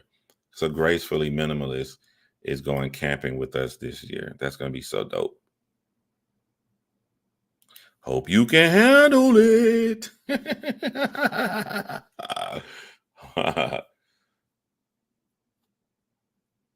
So yeah, I can let you know, Jade, if you willing to drive up there. But there's no cell service. The only cell, I don't know. I only know T-Mobile. There's service in one spot, one little tiny spot. I'll wake up at like 1 in the morning and walk all the way in the dark to this one spot and stand there and start texting. Or if I want to watch a movie in my tent, I'll go to this one spot, stand there and download the movie, and then go walk back to my tent. I don't even know why I go camping, y'all, because my camping tent is like so nerded out. I have all the electronic gadgets and projector screens for movies and stuff. I hate bugs. I never experienced a bug problem when I went camping. I think that's just something, it depends on the area or just what people say on TV, but I've never been camping and like all the bugs were everywhere. Never. And I'm gonna tell you what I don't like, and I will tear the whole fucking tent up. I don't like a fly in my tent. You gotta get out. You gotta go. I'm about pieces and you gotta go. Even if the fly is stuck in one spot and he not doing nothing, and I'm laid back chilling in my tent. If I'm not looking at a movie in my tent. If I look up and see that fly, I gotta pause it. I can't chill. You gotta get out. Glamping. Holla at you, Pamela.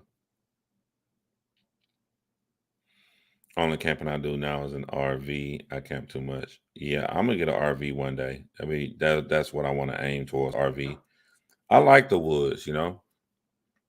I like the woods. I was telling my girl like she got things that she love doing. She want to go by herself and do something. I'm like, that's what I do. Go by myself. I just go sit in the woods and chill.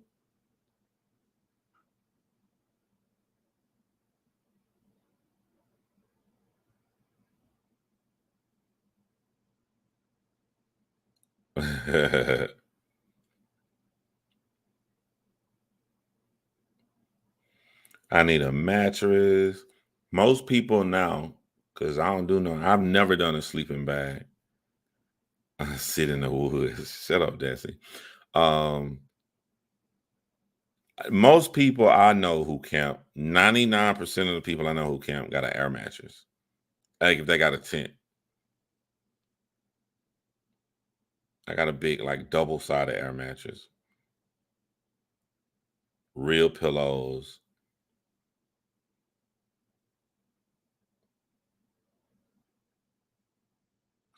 I like camping with these people because the experience is different. It's sort of like a mental getaway from the world because there's a lot of bad people out here.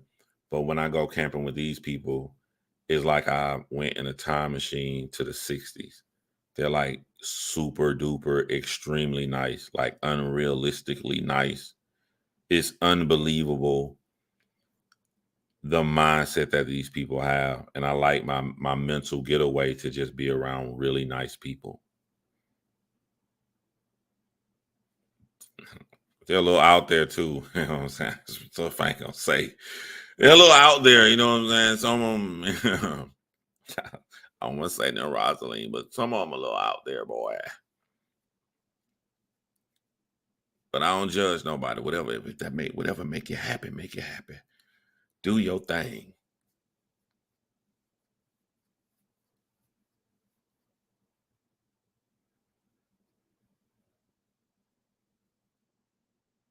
But yeah, it's some stuff be out at camping. I know people glad that others' phones don't work. She said Latinos don't count. I'll stay home. Thank you. Because you're a princess anyway. But you do right. Hold on. That's not true. That's not true, Desi.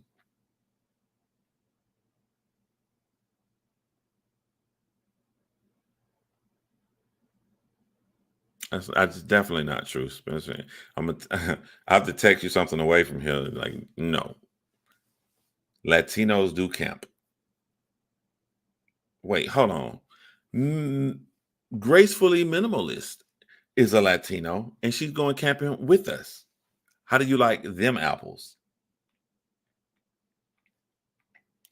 Answer. Latinos do camp. And Rosaline is a Latina. Let me tell y'all something y'all probably didn't know about Rosaline.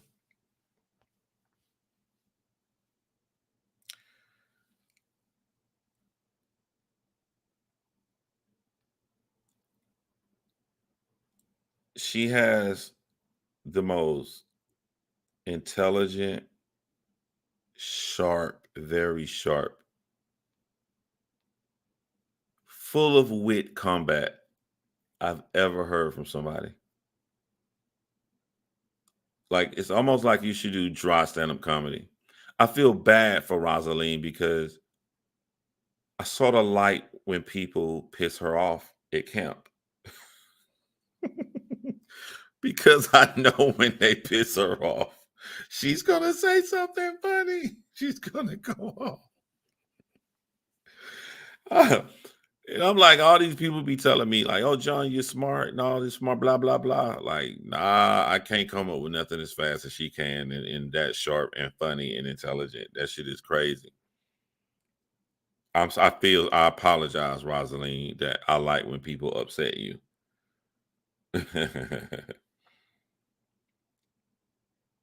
We be camping at the Holiday Inn.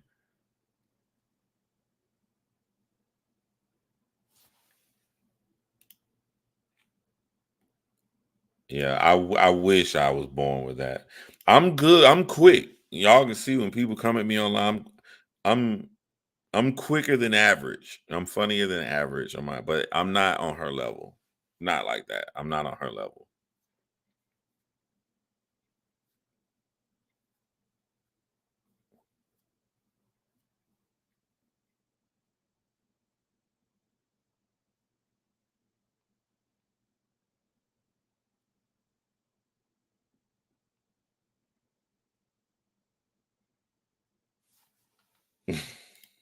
Look at Mark call.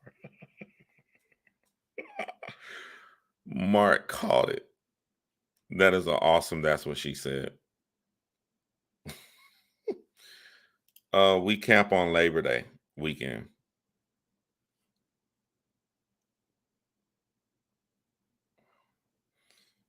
See, I hope nobody from camp watch this channel. They're gonna get mad at you. I pulled my phone out to take a pic. They went crazy. Put that camera down.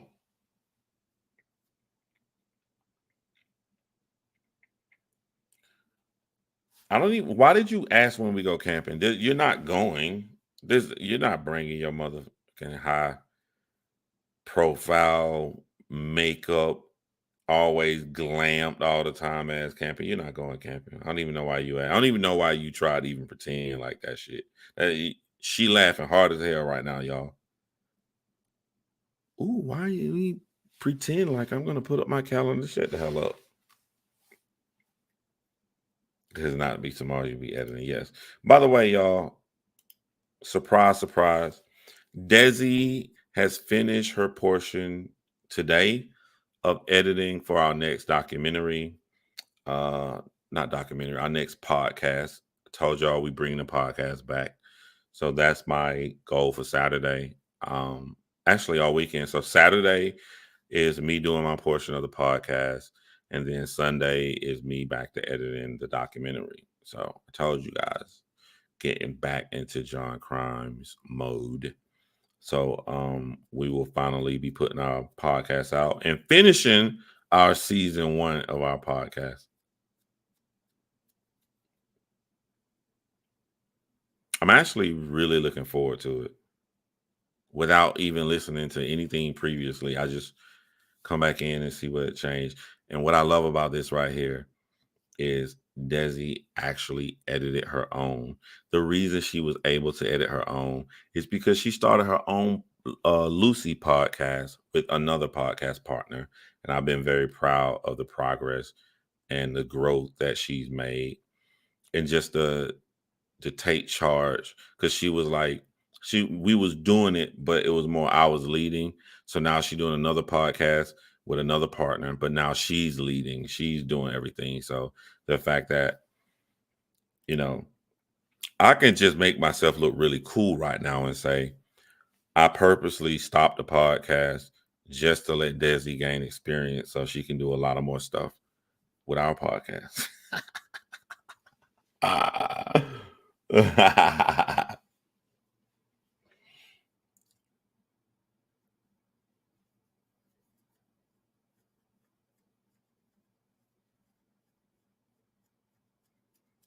Now, Labor Day weekend in Missouri, technically it's not Missouri, or just land in Missouri, not St. Louis, Kansas City, Missouri.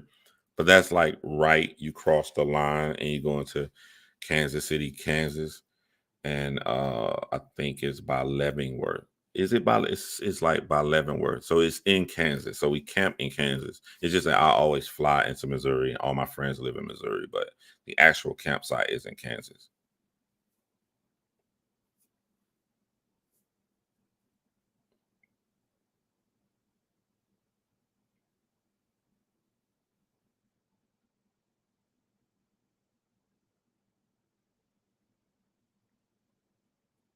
If you really want to come, Jay, I'll let you know the details.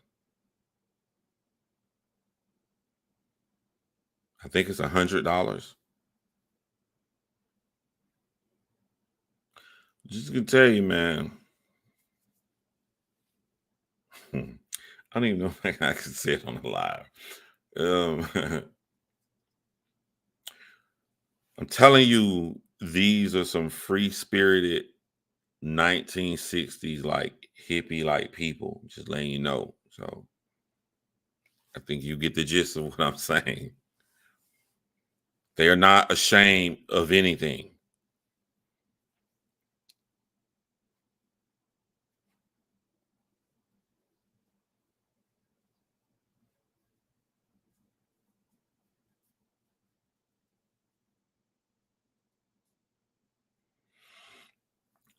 All right, I'm gonna go because my ass is gonna hurt sitting in this chair tomorrow editing.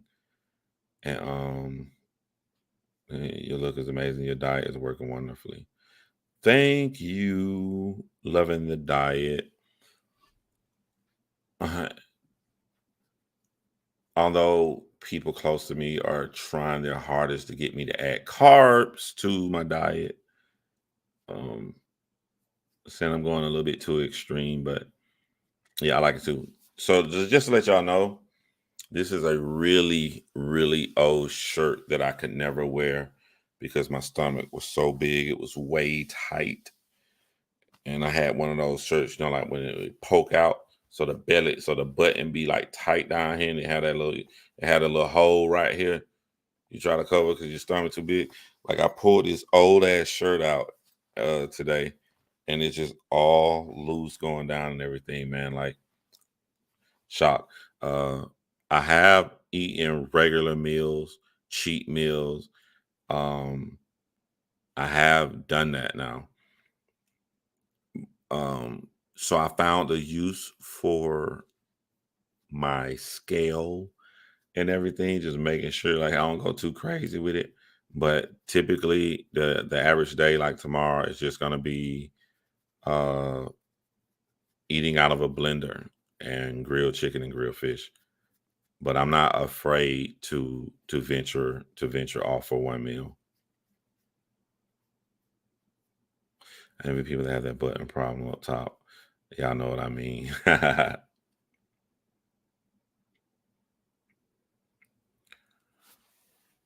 There you go. Oh, that's what she said, Mark. Yeah, I'm gonna slide in the carbs slowly.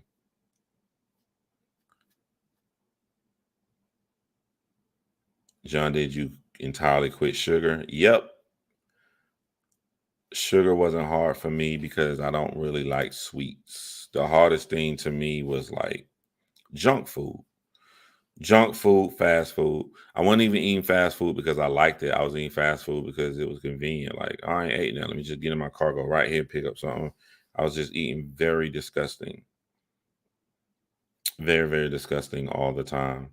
When I ate fries the other day, I felt so horrible. I don't know, like my body just felt really bad. And I was like, I can't believe I used to eat this shit. Like, I felt so bad. I couldn't believe, like, it just zapped all my energy out. And I just felt so lethargic laid out on the couch. But I do need to exercise more.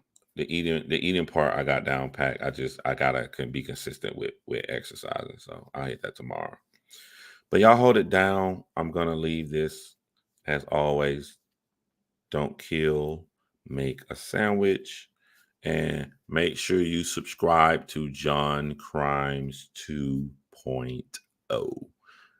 Yeah, you're not gonna want to miss John Crimes 2.0. We're gonna have a lot of fun with that channel and introduce some new people too. So y'all hold it down, and I'll catch you guys next time.